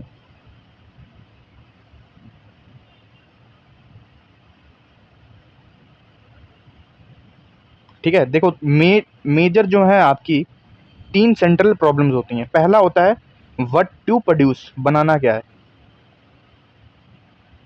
क्योंकि ये सोचने में हमें दिक्कत पड़ती है कि यार हम बनाएं क्या जिससे हमें प्रॉफिट हो, व्हाट टू प्रोड्यूस। दूसरा आ जाता है हाउ टू प्रोड्यूस, जो आपके इस एमसीक्यू में पूछा हुआ है, हाउ टू प्रोड्यूस, कैसे बनाएं। और तीसरा हमारे पास आ जाता है फॉर होम टू प्रोड्यूस, किसके लिए बनाना है। तो ये 3 होती हैं आपकी सेंट्रल प्रॉब्लम्स किसकी, इकोनॉमी। ठीक है, व्हाट टू प्रोड्यूस, क्या बनाना है, हाउ टू प्रोड्यूस, कैसे बनाना है, और तीसरा है from for whom to produce, किसके लिए बनाना है। अब तीनों को हम क्या करते हैं, डिटेल में पढ़ते हैं। पहला हमारे पास आ जाता है व्हाट टू प्रोड्यूस, क्या बनाना है। अब पहला हमारे पास है व्हाट टू प्रोड्यूस। ठीक है, इसमें इकोनॉमी में ये डिसाइड होता है कि यार हमने बनाना क्या क्या है। ठीक है, जैसे सपोज करो अगर मैं इंडिया की बात करूँ तो इंडिया के पास उतने ज़्यादा रिसोर्सेज नहीं है। रिसोर्सेज क्या है, इंडिया के पास लिमिटेड है, और इंडिया का जो बजट है वो भी इतना ज़्यादा नहीं है, लिमिटेड है। अगर मैं डेवलप्ड कंट्रीज़ की बात करूँ तो इंडिया क्या प्रॉब्लम फेस करेगा इसमें, लिमिटेड बजट और लिमिटेड रिसोर्सेज की वजह से, कि यार मेरे को बनाना क्या है, क्या मैं राइस प्रोड्यूस करूँ, क्या मैं कार कार की मैन्युफैक्चरिंग देखूं, क्या मैं डिफेंस के लिए कुछ प्रोडक्शन करूं, डिफेंस बजट के अकॉर्डिंग मेरे को कितना कितना कहाँ कहाँ खर्च करना है।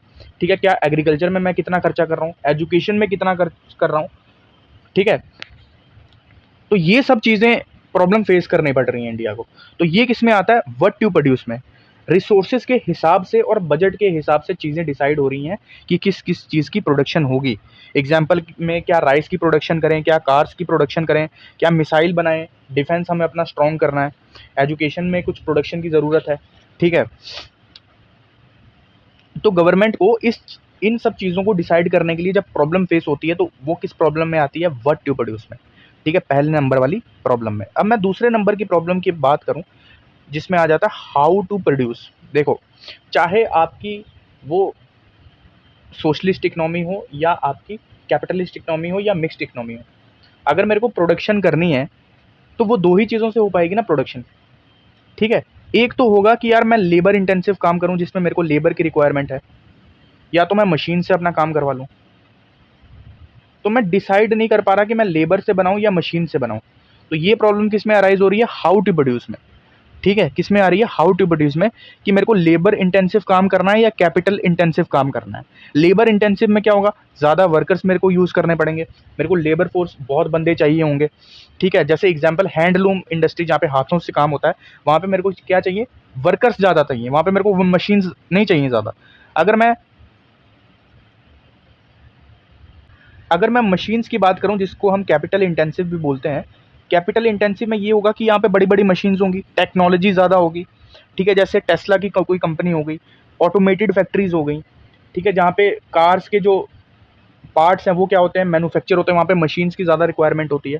ठीक है, तो वहाँ पे जब डिसाइड करना पड़ता है कि यार लेबर ज़्यादा चाहिए या मेरे को मशीन्स तब चाहिए, इसमें जो प्रॉब्लम अराइज होती है वो किस में आती है, हाउ टू प्रोड्यूस में, कि मैं प्रोडक्शन किससे करवा रहा हूँ, लेबर से करवा रहा हूँ या मशीन से करवा रहा हूँ। तीसरा आ जाता है कि यार फॉर होम टू प्रोड्यूस, लोगों किन किन लोगों के लिए बनाना है, क्या अमीरों के लिए बनाना है, अमीरों के लिए क्या चीज़ बनानी है और गरीबों के लिए क्या चीज़ बनानी है। तो मेरे को प्रॉब्लम फेस करनी पड़ रही है फाइनेंशियल कंडीशन पे। ठीक है, लोगों के स्टेटस पे। तो अगर मैं बात करूँ रिच की, तो मेरे को रिच के लिए भी बनाना पड़ेगा ना, रिच के लिए मैं लग्जरी कार्स बनाऊंगा। ठीक है, और अगर कार्स में ही बनाना है तो मैं मिडिल क्लास वाले के लिए नॉर्मल कार्स बनाऊंगा, लग्जरी वाले को BMW मिलेगी, मर्सिडीज मिलेगी। ठीक है, मिडिल वाले को क्या मिल जाएगी, मारुति सुजुकी मिल जाएगी। ठीक है, स्विफ्ट मिल जाएगी। तो दोनों को देख के बनाना पड़ रहा है। ठीक है, अब इंडिया में तो अमीर लोग भी रहते हैं, तो अमीरों के लिए भी गाड़ियां हैं, BMW है। ठीक है, बड़े बड़े ब्रांड्स हैं। लेकिन कोई गरीब बंदा है उसके लिए भी है, मिडिल क्लास वाले के लिए भी है। तो तीनों को देख के प्रोडक्शन हो रही है। तो इसमें जब प्रॉब्लम अराइज होती है वो किस में आ जाएगी प्रॉब्लम आपकी, फॉर whom to produce में। अब देखो यहाँ पे क्या पूछा हुआ है, the central problem of how to produce, इसने किस में पूछ लिया, सेकंड वाले का पूछ लिया, तो सीधे सीधे क्या आंसर हो जाएगा, B. The choice between different techniques of production, labour versus capital, capital में कौन सा बताया मैंने आपको, जो मशीन डिपेंडेंट हो, जहाँ पे मशीनों से ज्यादा काम होता हो, तो बी आ जाएगा। अब A, the distribution of goods among citizens, ये किस में आ जाएगा, फॉर होम टू प्रोड्यूस में। ठीक है, आपको ये चीज आपको समझ आ गया होगा। अब थर्ड एमसीक्यू का पूरा डिटेल पढ़ा दिया, जिसमें हमने क्या पढ़ा, सेंट्रल प्रॉब्लम्स ऑफ इकोनॉमी, जिसमें तीन थे, what to produce, how to produce और फॉर होम टू प्रोड्यूस में। ठीक है, थर्ड भी एमसीक्यू हमारा हो गया। अब हम चलते हैं फोर्थ पे। आई होप आप अच्छे से नोट्स बना रहे होंगे। ठीक है, फोर्थ पे चलते हैं। फोर्थ है, consider the following statement regarding A mixed economy, ये अभी पढ़ा है, जस्ट पढ़ा है अभी। मिक्स्ड भी पढ़ा है, कैपिटलिस्ट भी पढ़ा है और सोशलिस्ट भी पढ़ा है। देखो, both public and private sectors को एग्जिस्ट, बिल्कुल। दूसरा, the government regulates the market while allowing private ownership, जैसे इंडिया में होता है कि मार्केट को रेगुलेट कौन करता है, हमारी गवर्नमेंट, और प्राइवेट ओनरशिप को भी अलो होता है ओनरशिप लेने का, प्राइवेट इंडिविजुअल्स को। ठीक है,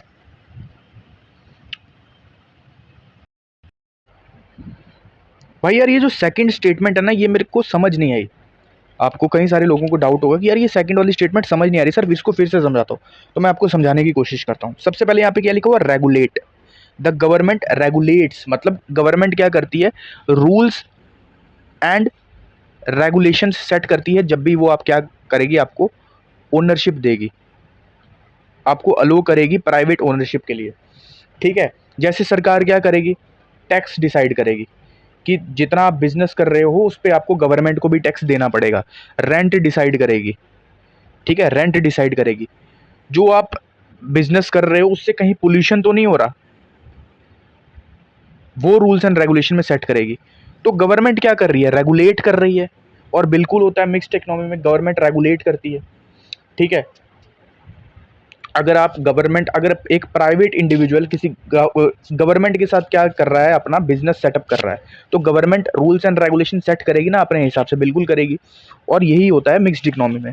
तो इसमें पहला भी स्टेटमेंट सही हो जाएगा और दूसरा भी सही हो जाएगा, तो बोथ 1 एंड 2 इसमें सही हो जाएंगे। अब चलते हैं फिफ्थ। फिफ्थ है द कंसेप्ट ऑफ स्कार्सिटी। देखो, अगर मैं आपको ना ये आपका जो इकोनॉमिक्स का पहला जो टॉपिक है FAA का, वो है बेसिक कंसेप्ट्स एंड प्रिंसिपल।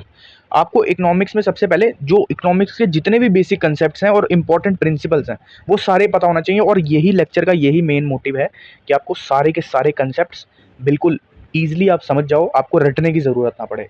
तो उसी हिसाब से ही सीक्वेंस वाइज आपके MCQs सेटअप हैं। आप देख रहे होगे कि आपका जो टॉपिक है वो कंप्लीट हो रहा है, धीरे धीरे पूरा कंप्लीट हो जाएगा, टेंशन मत लो, बहुत MCQs हैं। अब कंसेप्ट है स्कार्सिटी का। स्कार्सिटी का क्या मतलब होता है इकोनॉमिक्स में, देखो स्कार्सिटी का अगर मैं सिंपल आपको मतलब बताऊं ना, तो इसका मतलब होता है कमी। क्या होता है, कमी। अब मैंने आपको पहले भी बताया कि जो ह्यूमंस हैं, जो इंसान है, उनकी ज़रूरतें क्या है, बहुत ज़्यादा अनलिमिटेड ज़रूरतें हैं। लेकिन रिसोर्सेज की अगर मैं बात करूँ तो यार रिसोर्सेज मेरे पास कम है ना। ठीक है, अगर मैं मान लो यार कि मेरे को आईफोन लेना है और मेरे पे 5,000 की कमी आ रही है, तो यही जो मिस मैच हो रहा है ना, यही क्या है इकोनॉमिक्स में, ये है स्कार्सिटी। ठीक है, समझ आया होगा। तो यहाँ पे अगर मैं ऑप्शन से एलिमिनेट करूँ तो बताओ क्या आंसर होगा इसका फिफ्थ का। Resources are limited in relation to human wants, human wants काफ़ी ज़्यादा है। ठीक है, और यही जो स्कार्सिटी होता है ना, ये इकोनॉमिक्स का सबसे फंडामेंटल और कोर फाउंडेशन है, बुनियादी इकोनॉमिक्स की इस पे आती है स्कार्सिटी से, क्योंकि इंसान की ज़रूरतें बहुत ज़्यादा हैं भाई साहब। ठीक है, ख्वाहिशें। ठीक है, अब मेरे को एक बात बताओ, अगर दुनिया में स्कार्सिटी ना हो, यानी आप जो सोचें वही तुरंत मिल जाए, अलादीन का चिराग एकदम, ठीक है, कि उसको रगड़ा और सब कुछ आपको मिल जाए, तो इकोनॉमिक्स नाम के सब्जेक्ट की ज़रूरत ही क्या पड़ेगी हमें। इकोनॉमिक्स बनाई ही इसीलिए गई है ताकि हम इसी लिमिटेड रिसोर्सेज वाली दुनिया को इंटेलिजेंटली क्या करें, मैनेज कर सकें, अपनी ज़रूरत के हिसाब से ही खर्चा कर सकें। ठीक है, ताकि ये मिसमैच ना हो उसी हिसाब से। ठीक है, फिफ्थ मैंने आपको बता दिया, मामूली सा कंसेप्ट था स्कार्सिटी, ये पता होना चाहिए। आगे चलते हैं सिक्स्थ MCQ की तरफ, और ये आपका इंपॉर्टेंट टॉपिक है, अपॉर्चुनिटी कॉस्ट क्या होती है। ठीक है,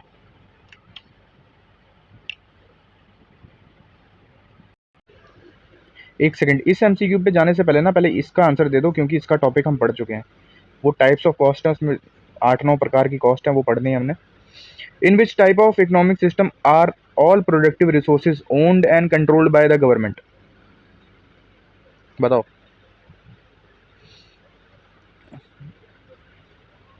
समझ गए? टॉपिक ये करवा दिया ना? ठीक है, अब चलते हैं इस पे, और इसमें हमको कॉस्ट्स पढ़नी पड़ेंगी जो इकोनॉमिक्स में होती हैं। ठीक है, लागत, लागत पढ़ेंगे, लागत। अब पढ़ते हैं, हेडिंग डाल लेना टाइप्स ऑफ कॉस्ट। ठीक है, इंपॉर्टेंट टॉपिक है, ये कवर करना है, क्योंकि कंसेप्ट्स में यहाँ से वो क्वेश्चन बना सकता है। पहला आ जाता है हमारा एक्सप्लिसिट, जिसे हम अकाउंटिंग कॉस्ट भी कहते हैं। एक्सप्लिसिट कह लो, अकाउंटिंग कह लो, एक ही बात है। एक्सप्लिसिट या अकाउंटिंग कॉस्ट। देखो, अब ये वो खर्चा होता है, वो कैश है जो आप अपनी जेब से पे करते हो। एग्जाम्पल के तौर पे मैं एक फैक्ट्री चला रहा हूँ। अब फैक्ट्री में मुझे बिजली का बिल भी पे करना है, मजदूरों को सैलरी भी देनी है जो वहाँ पे काम कर रहे हैं, या अगर मैंने रेंट पे ले रखी है वो फैक्ट्री, तो मुझे उसका रेंट भी पे करना है। तो ये खर्चा मैं अपनी जेब से दूंगा, और जो मेरा लेखे जोखे वाली जो किताब होगी, जिस पे मेरे को सब कुछ ये नोट करना होगा, आज मेरा इतना खर्चा हुआ, आज मजदूरों को मैंने इतनी सैलरी दी, तो वो मैं उसमें लिखूंगा ना, जो मेरी अकाउंटिंग बुक होगी। ठीक है, जिसमें मैं रिकॉर्ड पूरा दर्ज करता हूँ, तो उस पर मैं ये लिखूंगा ना, यही आपका क्या होता है, अकाउंटिंग कॉस्ट, जिसे हम एक्सप्लिसिट कॉस्ट भी कहते हैं। ठीक है, एक्चुअल कैश होता है जो हम पे करते हैं अपनी जेब से, ठीक है, आउटसाइडर्स को। ठीक है, और इसी को हिंदी में बोलते हैं स्पष्ट लागत। आपने नाम सुना होगा, स्पष्ट लागत। ठीक है, एग्जाम्पल्स क्या क्या आ जाएंगे? फैक्ट्री का आप रेंट दे रहे हो, अपने जो वर्कर्स हैं जो वहाँ पे काम कर रहे हैं उनको सैलरी दे रहे हो, इलेक्ट्रिसिटी का बिल पे कर रहे हो, मैं रॉ मटेरियल, मेरे कपड़ों की फैक्ट्री है। ठीक है, अब कपड़े बनाने के लिए मुझे क्या क्या चाहिए? कॉटन चाहिए होगा, वूल चाहिए होगा, अलग अलग सिल्क चाहिए होगा, तो ये सब क्या है मेरे लिए रॉ मटेरियल है ना, तो मेरे को अपने जेब से पैसे खर्च करने पड़ेंगे ना। तो यही सब किस में आएगा? आपके एक्सप्लिसिट कॉस्ट पे या अकाउंटिंग कॉस्ट पे, जिसे हम स्पष्ट लागत भी कहते हैं। पहला क्लियर है? ठीक है, दूसरे की अगर मैं बात करूं, दूसरा आता है इम्प्लिसिट, इम्प्लिसिट कॉस्ट, या इसे हम इम्प्यूटेड कॉस्ट भी बोलते हैं। क्या बोलते हैं? इम्प्यूटेड। और इसी को हम हिंदी में बोलते हैं निहित लागत। क्या बोलते हैं? निहित लागत। देखो, अब ना इसको इस हिसाब से समझना, ये बेसिकली इसको हम, ये जो कॉस्ट होती है ना, इसको हिडन कॉस्ट भी बोलते हैं। एग्जाम्पल से समझो, एग्जाम्पल से बढ़िया तरीके से समझो। मान लो कि यार ये मेरी ना एक बिल्डिंग है, ये मेरी खुद की बिल्डिंग है। अब मैं क्या कर सकता हूँ इसको, इस बिल्डिंग को मैं रेंट पे भी दे सकता हूँ, या अपना छोटा मोटा बिजनेस इसमें मैं खोल सकता हूँ, अपना खुद का ओन का, खुद का खोल सकता हूँ, या क्या कर सकता हूँ, रेंट पे दे सकता हूँ। ठीक है, मैंने चूज किया कि नहीं यार, रेंट पे क्या देना है, मैं अपना ना खुद ही यहाँ पे बिजनेस सेटअप करूंगा, मैं आराम से यहाँ पे 5 लाख या जितना भी है महीने का कमा लूंगा। रेंट पे दूंगा तो मेरे को कितना ही मिलेगा महीने का? 20,000। ठीक है, लेकिन मैं अपना बिजनेस खोल के यहाँ पे 5 लाख रुपए कमा लूंगा। अब ये जो 20,000 है ना, 20,000, ये आपकी क्या होगी? Implicit cost. क्या होगी? इम्प्लिसिट। अगर सपोज करो कि तुम 5 लाख सोच रहे थे, तुम्हारा यहाँ पे 5,000 भी नहीं बन रहा, लेकिन तुम सोच रहे हो कि नहीं यार, अगर मैं रेंट पे दे देता तो मेरे को 20,000 मिलते, तब भी ये क्या होगी? Implicit cost. समझ आई? तो इसलिए इसको क्या बोलते हैं हम? इसे हम हिडन कॉस्ट भी बोलते हैं, अनसीन कॉस्ट भी बोलते हैं। ठीक है, ये मैं पे थोड़ी ना कर रहा हूँ यार, एक्चुअल में पे कर ही नहीं रहा हूँ। ठीक है, इकोनॉमिक्स के टर्म में इसको सेक्रीफाइस कॉस्ट भी बोलते हैं। ठीक है, क्योंकि देखो, या तो इसमें प्रॉफिट होगा, जैसे यहाँ पे मैंने 5 लाख सोचा था, मेरे को 5,000 भी नहीं बन रहा, लेकिन अगर मैं वही रेंट पे देता तो मेरे को 20,000 मिलता। ठीक है, तो इसी को बोलते हैं, इसी कॉस्ट को बोलते हैं इम्प्लिसिट कॉस्ट, जो मेरे को मिल सकती थी लेकिन मैंने सेक्रीफाइस कर दिया। ठीक है, तो इम्प्लिसिट कॉस्ट और एक्सप्लिसिट कॉस्ट आपको अच्छे से समझ आ गया होगा। ठीक है, एक होती है आपकी स्पष्ट लागत, एक्सप्लिसिट, जिसे हम अकाउंटिंग कॉस्ट भी बोलते हैं, और एक होती है इम्प्लिसिट, जिसे हम नियत लागत भी बोलते हैं, या इम्प्यूटेड कॉस्ट, या हिडन कॉस्ट, या अनसीन कॉस्ट भी हम कहते हैं। ठीक है, ये दो कॉस्ट के बारे में पता चला। अब एक होती है हमारी कॉस्ट, तीसरी होती है हमारी, जिसे हम कहते हैं इकोनॉमिक कॉस्ट। क्या कहते हैं? Economic cost. Economic cost. Notes भाई बढ़िया से बनाना यार, चीज़ें रटनी नहीं है, चीज़ें समझनी है। इकोनॉमिक कॉस्ट क्या होती है आपकी? Simple, explicit cost plus implicit, दोनों को अगर मैं मिला दूं, एक्सप्लिसिट और इम्प्लिसिट का टोटल क्या होगा? इकोनॉमिक कॉस्ट होगा। ठीक है, अब इकोनॉमिक कॉस्ट में क्या किया, एक्सप्लिसिट मतलब जो अकाउंटिंग कॉस्ट है और इम्प्लिसिट को मैंने दोनों को ऐड कर दिया। एक्सप्लिसिट में क्या हुआ, जो मेरे जेब से खुद खर्चा हुआ था, और इम्प्लिसिट में जो मेरे को मिल सकता था। ठीक है, तो दोनों को अगर हम ऐड कर दें तो हमारी आ जाती है इकोनॉमिक कॉस्ट।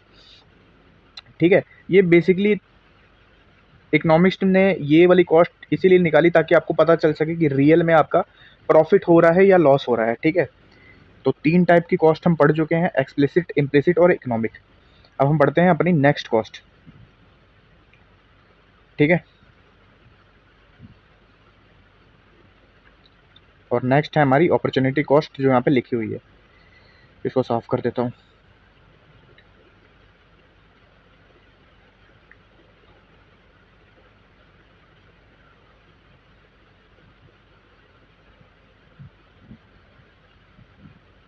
अपॉर्चुनिटी कॉस्ट,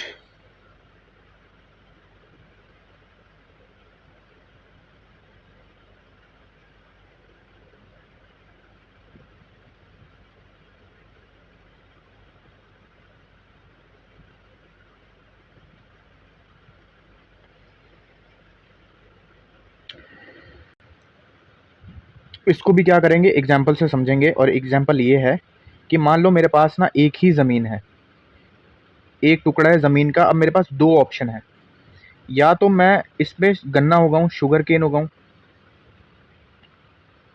या तो मैं इसमें गेहूं उगाऊं, वीट उगाऊं। ठीक है, या तो मैं इसमें शुगर केन उगाऊं, या तो मैं इस पे वीट उगाऊं।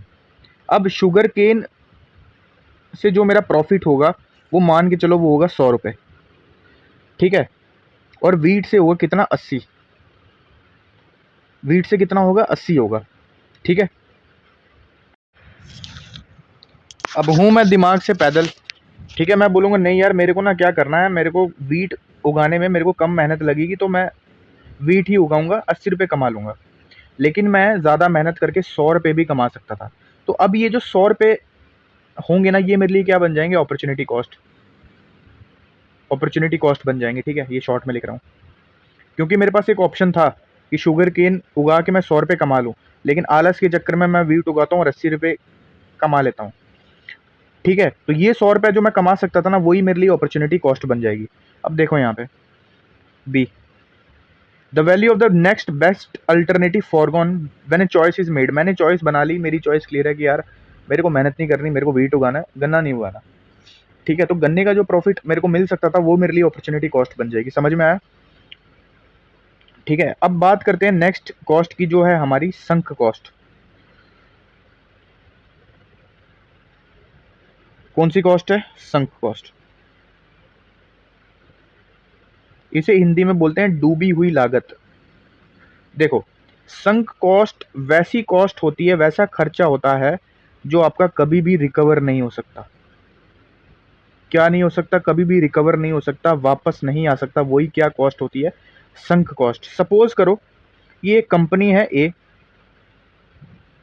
ठीक है, उसने अपना एक प्रोडक्ट लॉन्च किया, उसने एक चिप्स का पैकेट लॉन्च किया जिसका नाम है, सपोज करो चिप्स का नाम है लेज, मान लो चिप्स है लेज। अब उसको क्या करना है कि यार उसको रिसर्च करनी है कि यार ये मार्केट में फेल होगा या पास होगा। अब रिसर्च करने में भी उसका कुछ खर्चा आएगा ना, तो वो क्या करता है, रिसर्च करता है। वो क्या करता है, 50 बंदों को अपना जो लेज का पैकेट है वो टेस्ट करवाएगा। अब 50 पैकेट जो इसने बनाए होंगे उसका कुछ कॉस्ट लगा होगा, मान के चलो कि 500 रुपये लगा होगा। ठीक है, उसने टेस्ट कराया 50 बंदों को। अब 50 बंदों का जो फीडबैक है वो आ रहा है यार मज़ा नहीं आया चिप्स का पैकेट खाने में। तो उसको पता चल जाएगा ना कि यार अगर मैं मार्केट में लॉन्च करूंगा ये प्रोडक्ट मेरा फेल कर जाएगा, तो मैं इसको क्यों लॉन्च करूँ। वो कर देता, लेकिन ये इसका 500 रुपये खर्चा हो चुका होगा ना टेस्ट करवाने के चक्कर में। तो यही हमारी जो कॉस्ट लगी होती है, इसी को बोलते हैं संक कॉस्ट, डूबी हुई लागत। ठीक है, आई होप संक कॉस्ट आपको समझ आ गया होगा। तो ये थे कुछ इंपॉर्टेंट कॉस्ट जो मैंने आपको बता दिया। ठीक है, चलते हैं अब नेक्स्ट एमसीक्यू की तरफ। नेक्स्ट एमसीक्यू ये मैं आपको करवा चुका हूँ अभी। अब है एट्थ। एट्थ में हम पढ़ेंगे प्रोडक्शन के बारे में और उसके जो फैक्टर्स होते हैं, ठीक है।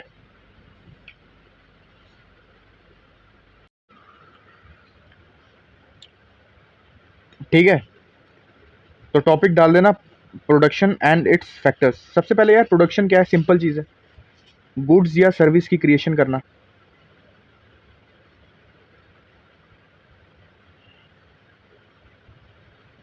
इनको क्रिएट करना, यही क्या है, हमारी प्रोडक्शन है, ताकि हम ह्यूमन वांट्स को क्या कर सकें, सेटिस्फाई कर सकें। ठीक है,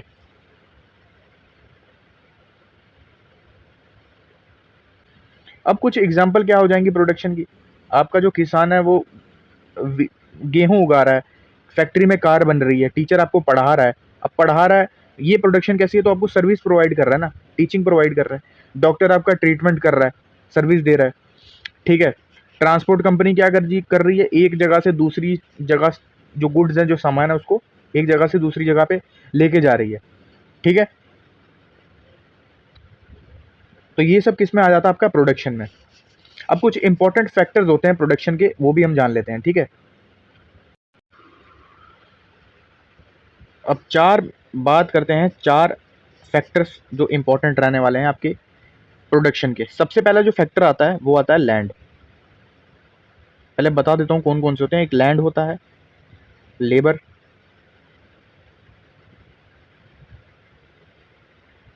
कैपिटल, और फोर्थ होता है एंटरप्रेन्योरशिप।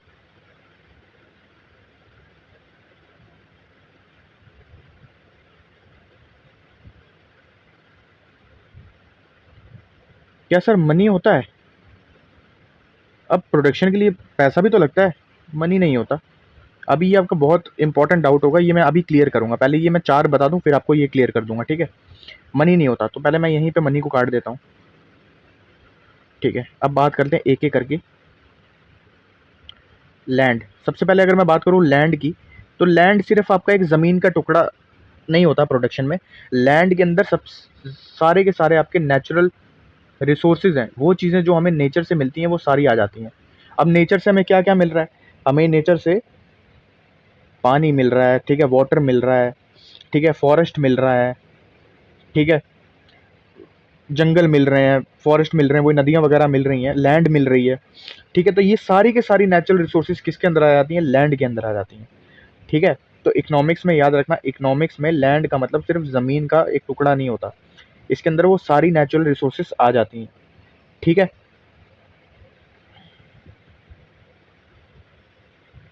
लेकिन सर लैंड में हम प्रोडक्शन के लिए क्या क्या इस्तेमाल कर रहे हैं, प्रोडक्शन में हम लैंड का क्या इस्तेमाल कर रहे हैं। तो यार अगर मैं लैंड में, मैंने आपको बताया कि आपकी नदियाँ आ जाती हैं, आप नदियों में गवर्नमेंट क्या लगाती है, आपके बड़े बड़े हाइड्रो पावर प्रोजेक्ट बनाती है, उससे बिजली प्रोड्यूस होती है। ठीक है, एक एम्प्लॉयमेंट जनरेट होती है, तो इकोनॉमी में कंट्रीब्यूशन जा रहा है ना, प्रोडक्शन हो रही है। किसकी प्रोडक्शन हो रही है, इलेक्ट्रिसिटी की प्रोडक्शन हो रही है। ठीक है, प्रोडक्शन की बात चल रही है ना यहाँ पे। तो लैंड में मैंने आपको क्या कहा था कि नेचुरल रिसोर्सेज आते हैं, नेचुरल रिसोर्सेज में मैंने नदियों की एग्जांपल ली, नदियों में मैंने हाइड्रो पावर प्रोजेक्ट लगा दिया, उससे क्या प्रोडक्शन हो रही है, बिजली की प्रोडक्शन हो रही है। ठीक है, अब मैं बात करूँ लेबर की। अब मेरे को एक बात बताओ, लेबर की भी ज़रूरत पड़ेगी ना प्रोडक्शन में, क्योंकि वो जो हाइड्रो पावर प्रोजेक्ट मैंने बनाया होगा, उसको बनाने के लिए मेरे को कुछ लेबर की ज़रूरत पड़ी होगी। ठीक है, तो लेबर भी एक इंपॉर्टेंट फैक्टर है किसका, आपके प्रोडक्शन का। तीसरा आ जाता है कैपिटल। अब ये जो कैपिटल होता है ना, कैपिटल इक्वल टू मनी में कंफ्यूज नहीं हो रहा था, इसमें ये आपकी does not equal to money आ जाती है। ठीक है, प्रोडक्शन की अगर मैं बात करूँ, ये वो जो आप मनी की बात कर रहे हो वो फाइनेंशियल कैपिटल होती है, वो मैं बताऊंगा। लेकिन प्रोडक्शन में कैपिटल आपकी मनी नहीं होती। तो फिर कैपिटल क्या होता है सर, देखो, कैपिटल में वो मैन मेड रिसोर्सेज होते हैं जो इंसान ने बनाए होते हैं। ठीक है, जैसे मशीनरी हो गई, टूल्स हो गए, इक्विपमेंट्स हो गए। ठीक है, कोई इंसान ही ने तो पुल बनाया होता है, वो पुल किस में आ जाएगा, वो पुल भी आपका किस में आ जाएगा, कैपिटल के अंदर आ जाएगा। ठीक है, लेकिन मैंने नोट करने के लिए क्या बोला था कि प्रोडक्शन में capital does not equal to money, वो फाइनेंशियल कैपिटल होती है। तो प्रोडक्शन में कैपिटल क्या होगी, मैन मेड रिसोर्सेस, मैं यहाँ पे लिख देता हूँ, मैन मेड रिसोर्सेस जो इंसान ने खुद बनाया है। ठीक है? जैसे इंसान ने मशीनरी बनाई है, टूल्स बनाए हैं, ठीक है? फैक्ट्री बनाई है, ठीक है? तो वो सब किस में आ जाएगा? कैपिटल में।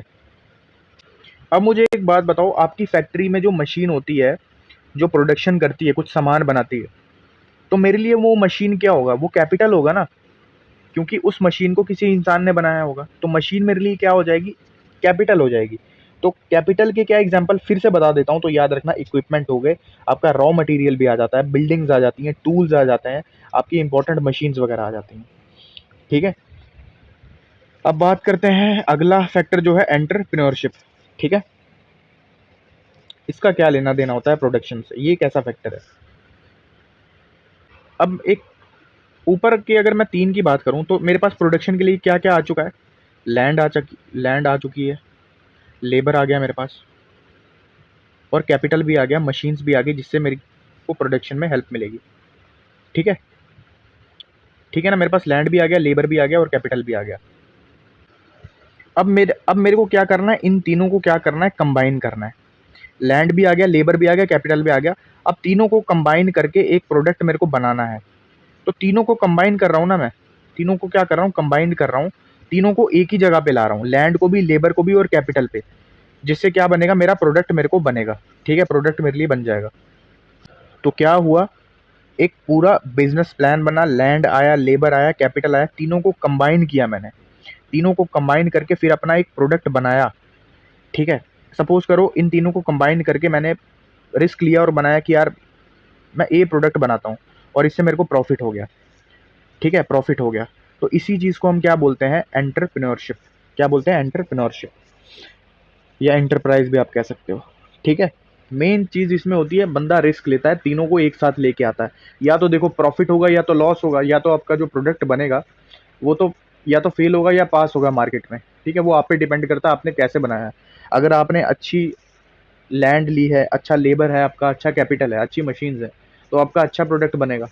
और अगर बेकार है तो वो फ्लॉप हो जाएगा। तो आपने रिस्क लिया ना तीनों को एक जगह लाके, तो इसी को बोलते हैं एंटरप्रेन्योरशिप, ठीक है? आई होप आपको चीज़ समझ आई होगी। अब बात करते हैं कि मनी क्यों नहीं है प्रोडक्शन का आपका एक फैक्टर। मैं यहाँ पे लिखता हूँ वाई नॉट मनी, नहीं तो आप कंफ्यूज हो जाओगे। Why not money?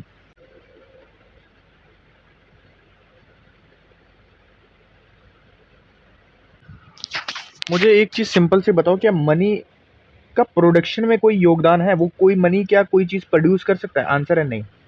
लैंड कर सकती है, बिल्कुल सर, क्रॉप्स उगाती हैं। लेबर क्या करता है? काम करता है, आपकी जो मशीन है उसको बनाता है, ठीक है? कैपिटल है, जो मैंने मशीन बनाई है वो क्या करती है? वो चीज़ों को प्रोड्यूस करती है, कोई मेरा रॉ प्रोडक्ट है उसे फिनिश प्रोडक्ट में कन्वर्ट करती है। एंटरप्रेन्योर क्या कर रहा है? एंटरप्रेन्योरशिप में एंटरप्रेन्योर जो है वो क्या कर रहा है? लैंड, लेबर, कैपिटल को तीनों को मर्ज करके फिर मेरा एक प्रोडक्ट बना रहा है।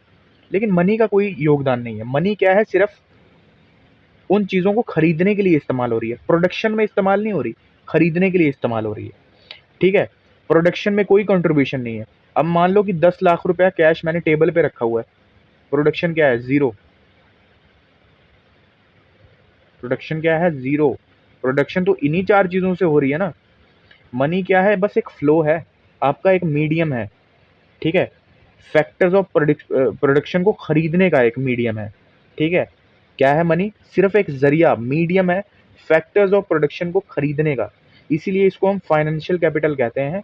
और जो असली फैक्टर्स हैं, ज़मीन, मज़दूर, मशीन्स वगैरह, जो एक्चुअल में फिज़िकल काम करती हैं, उन्हीं को हम बोलते हैं फिज़िकल कैपिटल। और रियल रिसोर्सेज़ के जो फैक्टर्स हैं, सॉरी, प्रोडक्शन के जो फैक्टर्स हैं वो यही हैं: लैंड, लेबर, कैपिटल और एंटरप्रेन्योरशिप, ठीक है? इसीलिए money is not a factor of production. समझ, आई होप आपको आ गया होगा। अब अगर आपको ये पूरा टॉपिक समझ आ गया होगा तो आपका मैं आपको एक यहाँ पे एक एमसीक्यू की प्रैक्टिस करवाता हूँ, ठीक है? 1 सेकंड रुकना बस। ये एमसीक्यू करो। Which of the following best defines the economic concept of capital as a factor? बताओ, 1 सेकंड रुकना, बताओ इसका answer. Which of the following best define the economic concept of capital as a factor of production?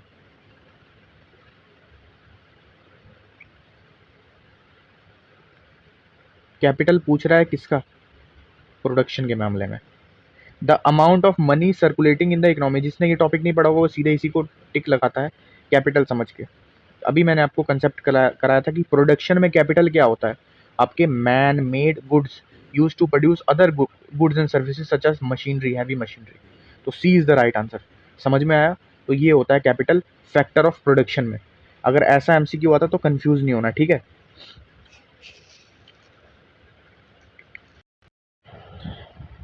अब ये 9th question भी same topic है production से। अब देखो प्रोडक्शन के जो फैक्टर्स थे उनसे आपको इन रिटर्न कुछ मिलता है, ठीक है, रिवॉर्ड मिलता है, रिटर्न मिलता है।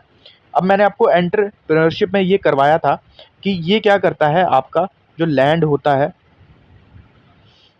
लेबर होता है और कैपिटल होता है, इनको एक साथ लेके आता है, ठीक है, एक साथ लेके आता है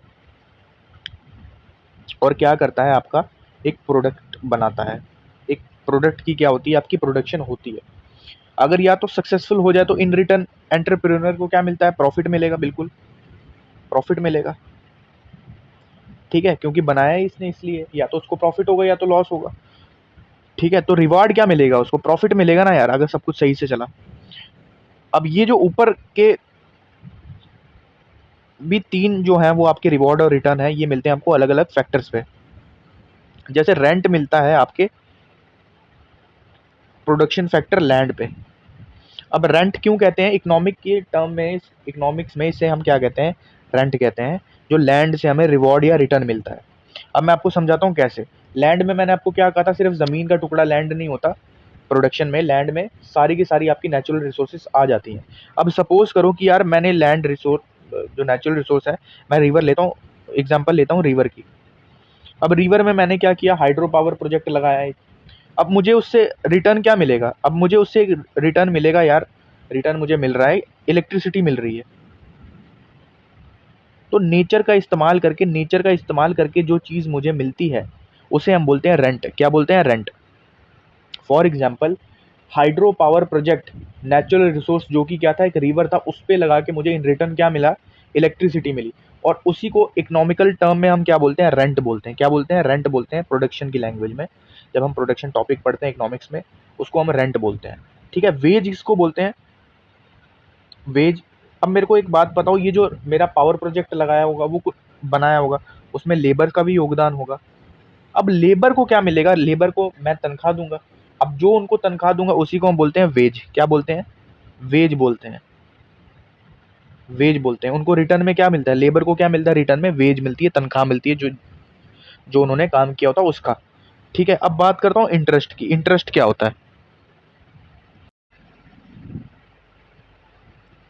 इंटरेस्ट किस पे होगा, आपका कैपिटल पे।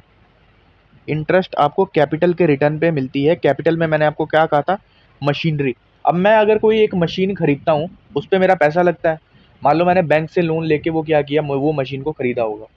अब यार उस मशीन से मैं ये उम्मीद करूंगा ना कि वो अच्छा प्रोडक्शन करेगी, अच्छा प्रोडक्ट मेरे को बना के देगी, और वो प्रोडक्ट जब मैं बेचूंगा तो उससे मेरा जो लोन है वो रिकवर हो जाएगा। वो जो रिकवरी हो रही है ना दोस्तों, वो जो पैसा मेरे को मिल रहा है रिकवर होने के लिए, वो क्या होगा, वो रिटर्न होगा किसका, कैपिटल का। और उसी को क्या बोलते हैं, इंटरेस्ट बोलते हैं। क्या बोलते हैं, इंटरेस्ट बोलते हैं। बस आपको ये याद रखना है जो मैंने आपको अभी इतना समझाया है। इन शॉर्ट आपको क्या याद रखना है कि रेंट किसका रिटर्न होता है, रेंट आपका रिटर्न होता है कैपिटल का, कैपिटल का रिवॉर्ड कह लो, रिटर्न कह लो। वेज किसका होता है, लेबर का होता है। ये अपने दिमाग में डाल लेना, ठीक है। ओ सॉरी यार, रेंट आपका किसका होता है, लैंड का, ठीक है। इंटरेस्ट किसका होता है, आपका कैपिटल का। और प्रॉफिट किसका होता है, आपके एंटरप्रेन्योर का। तो ये अपने कॉम्बिनेशन याद रखना, भूलना मत, ये बहुत इंपॉर्टेंट है, ठीक है। ठीक है, तो चलते हैं फिर नेक्स्ट एमसीक्यू पे। और नेक्स्ट हमारा आ जाता है टाइप्स ऑफ गुड्स, जिसमें हम हर एक टाइप के इकोनॉमिक थ्योरी में जितने भी गुड्स होते हैं, इंपॉर्टेंट टॉपिक है, ये करना पड़ेगा। गुड्स सारे कंप्लीट कर लेते हैं, फिर क्या हो जाएगा, हमारा ये पूरा टॉपिक कंप्लीट हो जाएगा। इकोनॉमिकल टर्म्स वगैरह, बेसिक कंसेप्ट वगैरह, ये पूरा टॉपिक आपका ख़त्म है, ठीक है। गुड्स रह गया बस, उसको हम कवर कर लेते हैं, ठीक है।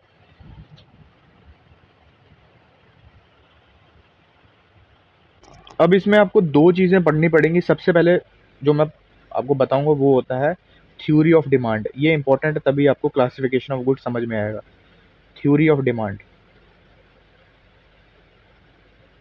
थ्योरी ऑफ डिमांड करेंगे, फिर हम करेंगे क्लासिफिकेशन ऑफ गुड्स। ठीक है, सबसे पहले इस डिमांड की, जिसे हम लॉ ऑफ डिमांड भी कहते हैं, थ्योरी ऑफ डिमांड कहते हैं, ठीक है। एक्चुअल में थ्योरी ऑफ डिमांड ना पूरा का पूरा एक समझ लो एक बहुत बड़ा चैप्टर है, और इसी के अंदर एक कंसेप्ट आता है जिसे हम कहते हैं law of demand. Law of demand. और सबसे पहले ये लॉ किसने दिया था, ये क्वेश्चन बन सकता है, तो ये दिया था एल्फ्रेड मार्शल ने। किसने? एल्फ्रेड मार्शल ने ये लॉ दिया था। अब ये लॉ कहता क्या है? ये लॉ आपका रिलेशनशिप बताता है किसके बीच में? प्राइस के बीच में और आपके डिमांड के बीच में एक क्या बताता है? रिलेशनशिप बताता है। ठीक है, प्राइस और डिमांड के बीच में। ये क्या रिलेशन बताता है? ये हमेशा ये बताता है कि जब भी प्राइस आपकी इंक्रीज करेगी ना, प्राइस अगर इंक्रीज करती है तो आपकी खरीदने की जो गिनती है, जो क्वांटिटी है, ठीक है, डिमांड जो है वो कम हो जाती है। तो प्राइस इंक्रीज करेगा तो डिमांड क्या करेगी? डिमांड आपकी डिक्रीज करेगी। ठीक है, डिमांड क्या हो जाएगी? कम हो जाएगी। अब एक और चीज है कि अगर प्राइस मैं क्या कर दूं, प्राइस कम कर दूं, प्राइस कम कर दिया मैंने, प्राइस को क्या कम कर दिया, तो हमारी खरीदने की जो क्वांटिटी हो जाएगी, जो डिमांड है वो हमारी क्या हो जाएगी? बढ़ जाएगी। यही क्या कहता है आपका लॉ ऑफ डिमांड, जो एल्फ्रेड मार्शल ने जिसका सबसे पहले कंसेप्ट दिया था वो। लेकिन ये तभी लगेगा, ये तभी पॉसिबल हो पाएगा जब कुछ चीजें क्या होंगी? कांस्टेंट रहेंगी। क्या रहेंगी? कुछ चीजें क्या रहेंगी? कांस्टेंट रहेंगी, और उसी को हम बोलते हैं सेटिरस पैरिबस। क्या बोलते हैं? सेटिरस पैरिबस। ये कंसेप्ट याद रखना, सेटिरस पैरिबस। तो ये वाला जो लॉ तभी काम करेगा जब ये वाली चीज सेटिरस पैरिबस क्या होंगी? कॉमन रहेंगी। अब सेटिरस पैरिबस में सेटिरस पैरिबस का मतलब ही क्या होता है कि बाकी सब कुछ सेम रहना चाहिए। कुछ फैक्टर्स हैं वो सब कुछ सेम रहने चाहिए, उसमें भी कोई भी चेंज नहीं होनी चाहिए, वो सब कांस्टेंट होनी चाहिए। ठीक है, जैसे अगर मैं बात कर लूँ, आपकी जो इनकम है वो क्या रहनी चाहिए? सेम ही रहनी चाहिए, उसमें कोई चेंज नहीं होनी चाहिए, तब आपका ये लॉ जो है वो वैलिड रहेगा। ठीक है, आपकी चॉइस, आपकी चॉइस नहीं चेंज करनी चाहिए, आपकी चॉइस वही रहनी चाहिए जिस जिस चीज़ पे आपका दिल आया है। अगर वो चेंज हो गया तो अब ये लॉ क्या कर जाएगा? फेल कर जाएगा। ठीक है, तीसरी चीज़, जिस जगह में आप रह रहे हो वहाँ पे पॉपुलेशन की कोई भी वेरिएशन नहीं आनी चाहिए, पॉपुलेशन सेम रहनी चाहिए।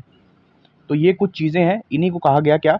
सेटिरस पैरिबस, जिसका मतलब होता है कि जो अदर थिंग्स हैं वो सेम रहनी चाहिए, उनमें कोई भी बदलाव नहीं होना चाहिए, तभी जाके आपका जो लॉ ऑफ डिमांड है जो कहता है कि अगर मैं प्राइस इंक्रीज करूंगा तो हमारी जो डिमांड है वो कम हो जाएगी, या तो अगर मैं प्राइस को डिक्रीज कर रहा हूँ तो हमारी डिमांड जो होती है वो ज़्यादा हो जाएगी। लेकिन कुछ चीज़ों का कांस्टेंट रहना ज़रूरी है, जिसे हम कहा गया सेटिरस पैरिबस। ये कंसेप्ट याद रखना, सेटिरस पैरिबस का। ठीक है, अब हम बात कर लेते हैं कुछ इंपॉर्टेंट गुड्स के बारे में जो इकोनॉमी में होते हैं, उनका कंसेप्ट जान लेते हैं, जैसे गिफन गुड्स वगैरह क्या होते हैं।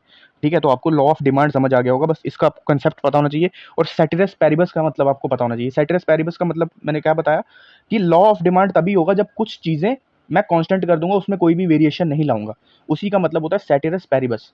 सेटिरस पैरिबस में क्या होगा? आपकी इनकम जो, उसमें कोई भी बदलाव नहीं आना चाहिए, वो सेम रहनी चाहिए। चॉइस, आपको जो चीज़ पसंद है वही पसंद रहनी चाहिए, और कोई चीज़ आपको पसंद नहीं आना चाहिए, तब जाके ये थ्योरी लॉ ऑफ डिमांड जो आपका काम में आएगा। तीसरा है पॉपुलेशन में कोई भी वेरिएशन नहीं होनी चाहिए।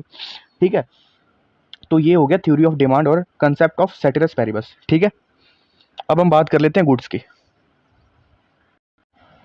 अब देखो, इकोनॉमी में जो गुड्स का कंसेप्ट होता है ना, उसकी क्लासिफिकेशन जो होती है वो चार अलग अलग बेसिस पे होती है। चार अलग अलग बेसिस हैं, हम चारों को पढ़ेंगे। ठीक है, क्योंकि कुछ भी नहीं छोड़ना। पहला आता है इनकम के बेसिस पे, ये लिखते रहना साथ साथ में। इनकम के बेसिस पे कौन कौन से गुड्स होते हैं? एक होते हैं नॉर्मल, ठीक है, दूसरे होते हैं इंफीरियर। नॉर्मल हो गया, इंफीरियर हो गया। दूसरा होता है, दूसरे गुड्स होते हैं हमारे लॉ ऑफ डिमांड के हिसाब से। ठीक है, जिसे हम कहते हैं, ये कैटेगरी आ जाती है प्राइस एक्सेप्शन की। वही जो मैंने आपको लॉ ऑफ डिमांड के कंसेप्ट का बारे में बताया था, उसकी कैटेगरी आ जाती है गुड्स की, प्राइस एक्सेप्शंस। इसमें आता है हमारा गिफन गुड्स, गिफन। और एक होता है हमारा वेबलन। एक होता है गिफिन, एक होता है वेबलन। ठीक है। तीसरी कैटेगरी आ जाती है हमारे पास रिलेशनशिप के बेसिस पे, रिलेशन के बेसिस पे। ठीक है, एक दूसरे से उनका क्या रिलेशन है, रिलेटेड गुड्स जिसे हम कहते हैं, आप रिलेशनशिप कह सकते हो या रिलेटेड गुड्स भी कह सकते हो। इस कैटेगरी में हमारे पास आ जाता है सब्स्टिट्यूट गुड, सब्स्टिट्यूट। ठीक है, दूसरा आता है हमारे पास कॉम्प्लीमेंट्री, ये पूरा लिखना, कॉम्प्लीमेंट्री गुड्स। ठीक है, और चौथा जो हमारे पास आ जाएगा क्लासिफिकेशन, चौथा क्लासिफिकेशन होता है नेचर के बेसिस पे। यहां पे लिख देता हूं नेचर के बेसिस पे। ठीक है, नेचर के बेसिस पे जो गुड्स आ जाते हैं वो होता है एक आपका पब्लिक, ठीक है, दूसरा होता है प्राइवेट, और तीसरा मेरे पास कौन सा आ जाता है, कैपिटल गुड्स, कैपिटल और कंज्यूमर। चौथा आ जाता है कंज्यूमर। ठीक है, अब ये क्लासिफिकेशन मैंने आपको बता दी चारों, कौन कौन से की बात की मैंने, पहले मैंने इनकम की बात की। ठीक है, इनकम के बेसिस पे, इनकम के बेसिस पे मैंने आपको बताया नॉर्मल, इन्फीरियर, प्राइस के बेसिस पे बताया, लॉ ऑफ डिमांड के बेसिस पे बताया, कौन कौन से थे, गिफिन और वेबलन। और रिलेशन, रिलेटेड गुड्स के बारे में मैंने आपको बताया, सब्स्टिट्यूट वाला और कॉम्प्लीमेंट्री वाला, सब्स्टिट्यूशन वाला और कॉम्प्लीमेंट्री वाला। और नेचर के बेसिस पे बताया मैंने public goods, private goods, capital goods और कंज्यूमर गुड्स। अब एक एक करके हम सबको कवर करते हैं। ठीक है, पहले हम बात कर लेते हैं हमारे जो इनकम के बेसिस पे होते हैं। ठीक है, इनकम के बेसिस पे,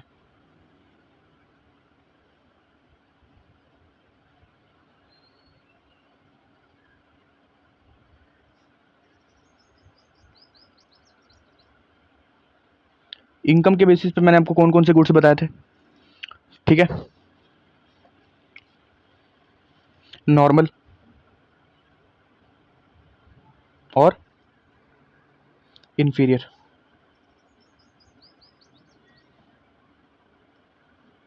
दोनों को समझना ध्यान से।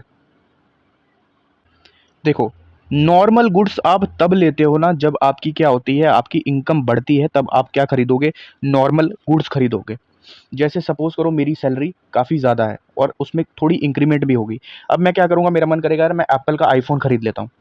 ठीक है, मैं अपने घर में बड़ा एसी लगवा लेता हूँ। ठीक है, मैं अच्छी क्वालिटी का राशन लूँगा, अच्छी क्वालिटी का चावल लूँगा। ठीक है, तो ये सब चीज़ें क्या हम खरीदते हैं ना जब हमारी सैलरी में इंक्रीमेंट होती है, जब हमारी सैलरी बढ़ती है, जब हमारी इनकम बढ़ती है, हम क्या कहते हैं, यार मेरे को बड़ी गाड़ी लेनी है। ठीक है, हाई क्वालिटी की गाड़ी लेनी है।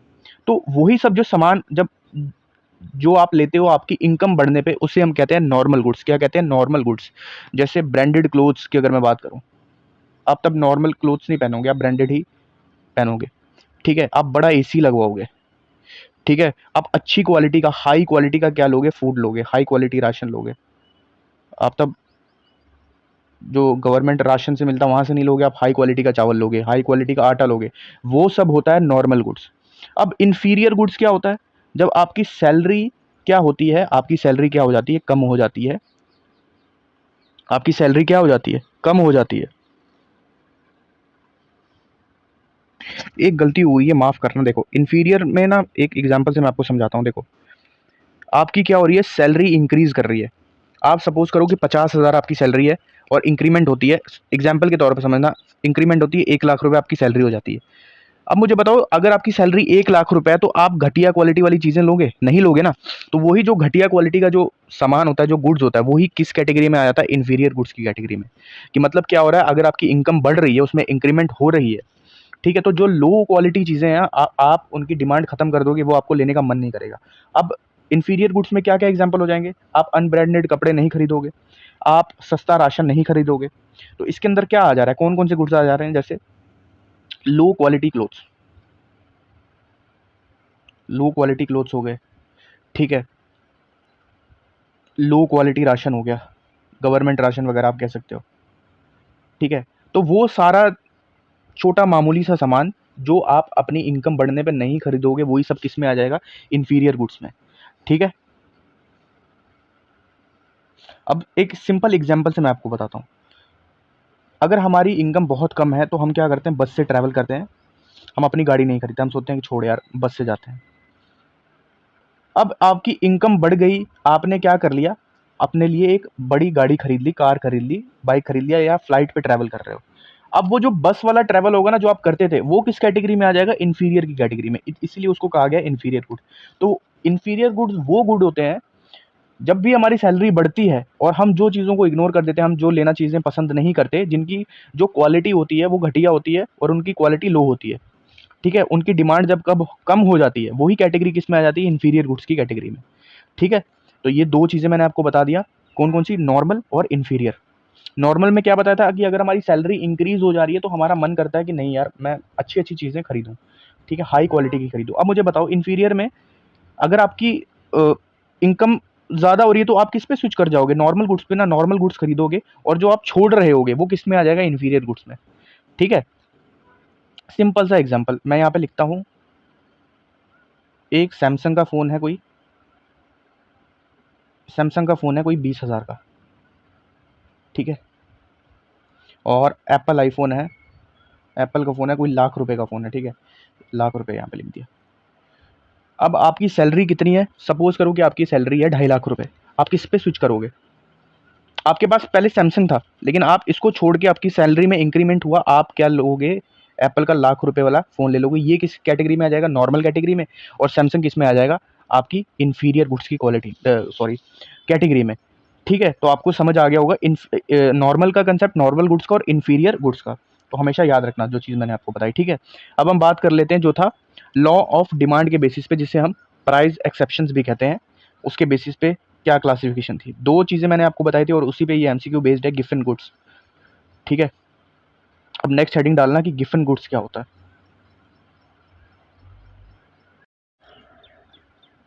देखो जो गिवन गुड्स होते हैं ना, इन्हें हम कहते हैं extreme version of inferior goods. क्या कहते हैं? एक्सट्रीम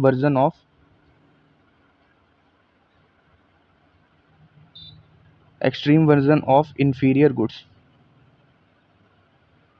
ठीक है? अब ऐसा क्यों कहते हैं समझो। और हमेशा जो मैंने आपको पहले स्टार्टिंग में बताया था, ये जो गुड्स होते हैं ना जो मैंने आपको बताया, जैसे गिवन गुड्स वगैरह हो गए, ये होते हैं लॉ ऑफ डिमांड के एक्सेप्शन। मैंने गलती से वहाँ पे लॉ ऑफ डिमांड के बेसिस पे कह दिया था, बेसिस पे नहीं होते, ये लॉ ऑफ डिमांड के उल्टा काम करते हैं, ठीक है? लॉ ऑफ डिमांड के क्या होते हैं? अपोजिट होते हैं। क्या होते हैं? उल्टा होते हैं, याद रखना। और आप सिंपली कह सकते हो लॉ ऑफ डिमांड की क्या है? ये एक एक्सेप्शन है, ठीक है? एक्सेप्शन है। वो गलती से मैंने क्या बोल दिया था कि उसके अकॉर्डिंगली चलते हैं, लेकिन लॉ ऑफ डिमांड के एक्सेप्शन है ये गिवन गुड्स, ठीक है? तो गिवन गुड्स में मैंने आपको क्या बताया? Extreme version of inferior goods, ठीक है?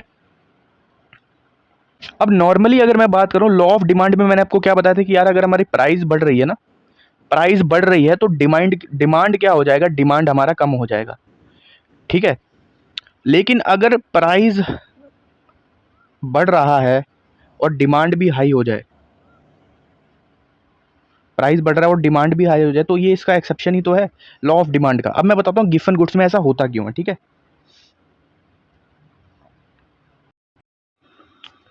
अब इसको ना एक एग्जाम्पल के तौर पे समझना। सपोज करो कि एक फैमिली है, ये एक फैमिली है और ये क्या है? बहुत ज़्यादा गरीब है, पुअर है, और इनका जो गुजारा है वो खाने पीने का, ये सिर्फ और सिर्फ किस पे डिपेंड है? राइस और पल्सेस पे, दाल चावल पर ही ये डिपेंड है, क्योंकि इस फैमिली की इतनी ही इनकम है और ये इसके अलावा और कुछ नहीं खा सकती।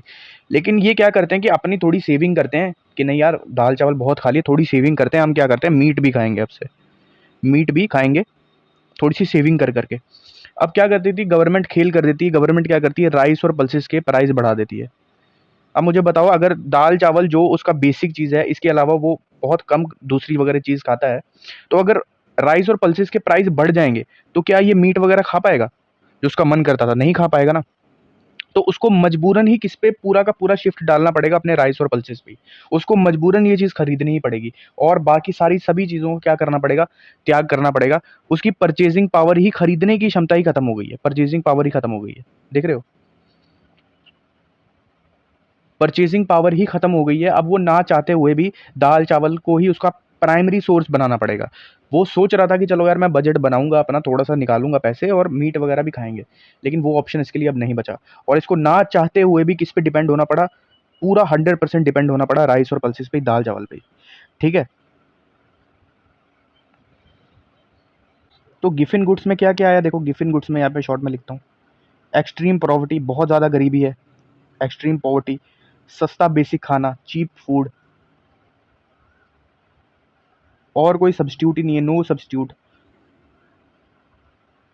और एक और चीज़ देख रहे हो, प्राइस बढ़ी किसकी, राइस की, लेकिन ना चाहते हुए भी डिमांड भी तो बढ़ गई ना राइस की, डिमांड भी बढ़ गई राइस की, प्राइस बढ़ी राइस की और डिमांड भी बढ़ा दी, क्यों, क्योंकि उसके पास और कोई सब्स्टिट्यूट ही नहीं बचा, सब्स्टिट्यूट ही नहीं बचा मीट खाने का, तो उसको ना चाहते हुए भी वो राइस अब और ज़्यादा लेना पड़ेगा।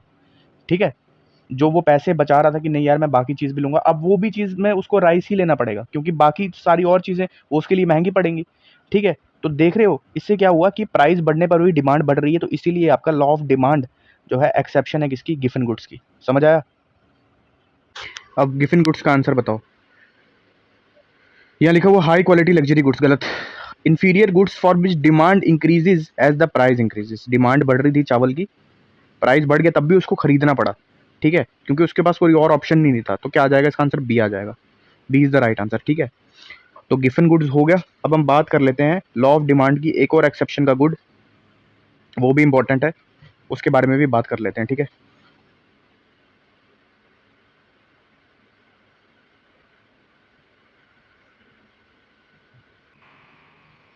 दूसरा टाइप हमारे पास आ जाता है जिसे हम कहते हैं Veblen goods, Veblen goods.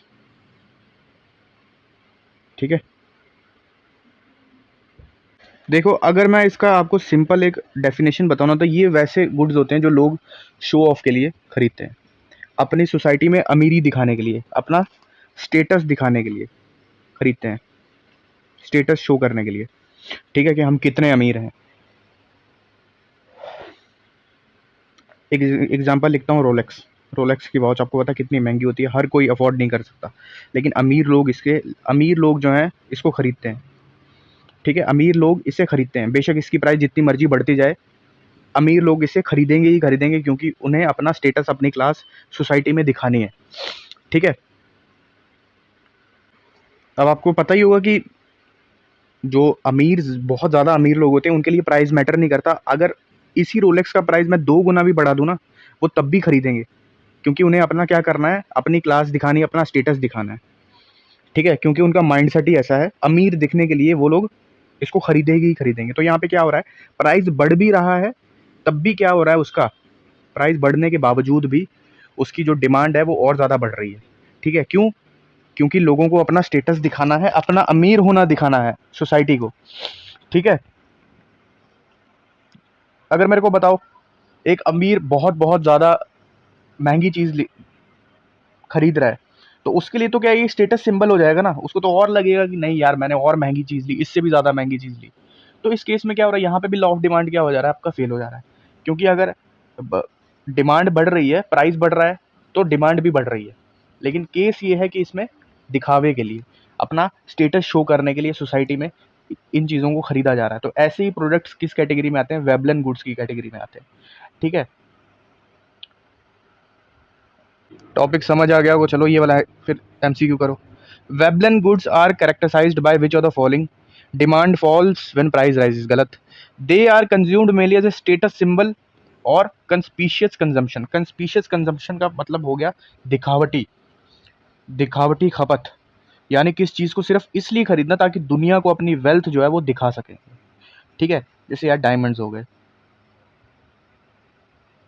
Limited edition watches हो गई। ठीक है, बड़ी बड़ी लग्जूरियस गाड़ियाँ हो गई, जैसे फरारी, लैम्बोर्गिनी, डिज़ाइनर बैग्स हो गए, गुच्ची वगैरह, लुई वुइटन वगैरह, तो वो सब किस में आ जाते हैं, आपके वेबलन गुड्स की कैटेगरी में। आई होप आपको चीज़ें समझ आ गई होंगी, वेबलन गुड्स भी समझ आ गया होगा और गिफिन गुड्स भी आपको कंसेप्ट क्लियर हो गया होगा। तो जो इंपॉर्टेंट था वो मैंने आपको कंसेप्ट सारा करवा दिया इसमें। ठीक है, अब चलते हैं हम अपने 11th एमसीक्यू की तरफ। Consider the following statement regarding normal goods, अब नॉर्मल गुड्स की यहाँ पे बात कर रहा है। अब मेरे को बताओ, नॉर्मल गुड्स तो आप कर लोगे क्योंकि मैंने ये टॉपिक आपको पढ़ाया हुआ है, बताओ इसका सही आंसर बताओ। अब मैंने आपको क्या बताया था नॉर्मल गुड्स में, कि जब भी इंसान की परचेजिंग पावर बढ़ जाती है, उसकी इनकम बढ़ जाती है, तो उसकी डिमांड्स अच्छी अच्छी चीज़ों में बढ़ने लगती है। ठीक है, मैंने बताया था आपको एग्जांपल, इंसान की सैलरी 20,000 है, बढ़कर 50,000 हो जाती है, तो उसकी परचेसिंग पावर, जो खरीदने की ताकत है, वो भी अच्छी-अच्छी चीज़ों में क्या हो जाती है, बढ़ जाती है, कंजम्पशन हाई हो जाती है। तो पहला सही है। लिख रहा है they have a positive income effect. अब इसका क्या मतलब हुआ? पॉजिटिव इनकम इफेक्ट का क्या मतलब हुआ? सिंपल मतलब जो मैंने बताया था, प्राइस बढ़ रहा है, ठीक है, आपका, तो डिमांड भी क्या हो रहा है, बढ़ रहा है। इनकम क्या हो रही है, इनकम बढ़ रही है और डिमांड भी बढ़ रही है, तो इसी चीज़ को हम बोलते हैं पॉजिटिव इनकम इफेक्ट। क्या बोलते हैं? Positive income effect. Negative income effect क्या होती है? जब आपकी इनकम क्या होती है, बढ़ रही है, आपकी इनकम क्या कर रही है, बढ़ रही है, ठीक है, इनकम बढ़ रही है, लेकिन आप किसी चीज़ को खरीदना कम कर रहे हो, आपकी जो डिमांड है वो कम हो रही है, तो इस चीज़ को हम बोलते हैं नेगेटिव इनकम इफेक्ट। जब इनकम बढ़ने पर आप किसी चीज़ को खरीदना कम कर दें, वो क्या है, नेगेटिव इनकम इफेक्ट। और ये इफेक्ट हमें कहाँ देखने को मिलेगा, कौन से गुड्स में देखने को मिलेगा? आप मुझे बताओ, क्या आप अगर अमीर हो जाओगे तो क्या आप इंफीरियर गुड्स खरीदोगे? नहीं खरीदोगे ना। तो नेगेटिव इनकम इफेक्ट कहाँ पे आपको देखने मिलेगा? इंफीरियर गुड्स में। क्योंकि जैसे जैसे आप अमीर होते जाओगे, आप अनब्रांडेड जो क्लोथ्स हैं, जिनका कोई ब्रांड नहीं, आप उनको खरीदना बंद कर दोगे, तो वो कौन सी कैटेगरी आ जाएगी आपकी? इंफीरियर। आप सस्ता खाना खाना बंद कर दोगे, आप हाई क्वालिटी का खाना खाओगे, तो वो सब चीज़ें आप जो छोड़ दोगे, वो कैटेगरी में आ जाएगी आपकी इंफीरियर की, और वो कौन सी आपकी इफेक्ट बन जाएगा? तो नेगेटिव इनकम इफेक्ट बनता है वो, ठीक है। ठीक है, तो दोस्तों मुझे लगता है आज की क्लास में इतना ही रखते हैं, क्योंकि हमने बहुत सारे टॉपिक्स, बहुत सारे कंसेप्ट्स इसमें कर लिए हैं। अब 2-3 टॉपिक और बचे हैं, कुछ गुड्स के कुछ टाइप हैं, और कुछ 2-3 कर्व्स हैं, जिनके बारे में आपको बताना इंपॉर्टेंट है। वो जब नेक्स्ट क्लास होगी इकोनॉमी की, जो सेकंड क्लास होगी एफडब्ल्यू की, उसमें हम कवर कर लेंगे, ठीक है। बहुत 5% बचा होगा, 95% हम जो पहला टॉपिक है वो कंप्लीट कर चुके हैं, उससे ज़्यादा कर चुके हैं, ठीक है। सारे के सारे कंसेप्ट्स क्लियर हो गए होंगे। अगर नहीं होंगे, एक बार फिर से वीडियो देख लेना, कंसेप्ट क्लियर हो जाएंगे। और मैं फिर कह रहा हूँ कि अगर आपने एफडब्ल्यू की टेस्ट सीरीज में एनरोल नहीं किया तो कर लेना, क्योंकि बहुत कुछ आपको इसमें प्रैक्टिस करने को मिलेगा। इस नंबर पे व्हाट्सएप करके आप इस अपना जो एफडब्ल्यू की टेस्ट सीरीज है उसमें एनरोल हो सकते हैं। और ख़ास बात यह है कि आपके डेली टेस्ट होंगे टिल एग्ज़ाम, और हर सैटरडे आपका फुल मॉक टेस्ट होगा। टॉपिक वाइज टेस्ट इतने इतने कर लेने हैं कि कोई भी टॉपिक छोड़ना नहीं है, 3-3 4-4 बार रिवीजन कर लेंगे विथ टेस्ट्स, ठीक है। तो अगर एनरोल नहीं किया तो इस व्हाट्सएप पे, इस नंबर पे व्हाट्सएप करके आप एनरोलमेंट कर सकते हैं एफडब्ल्यू टेस्ट सीरीज़ के लिए, ठीक है। तो मिलते हैं फिर इकोनॉमिक्स की सेकंड क्लास में, तब तक अपना ख्याल रखो, ठीक है। कोई भी डाउट हो, मैं टेलीग्राम का लिंक और व्हाट्सएप का भी जो लिंक है यहाँ पे डाल दूंगा, आप मुझे मैसेज कर सकते हो, ठीक है। ख्याल रखो।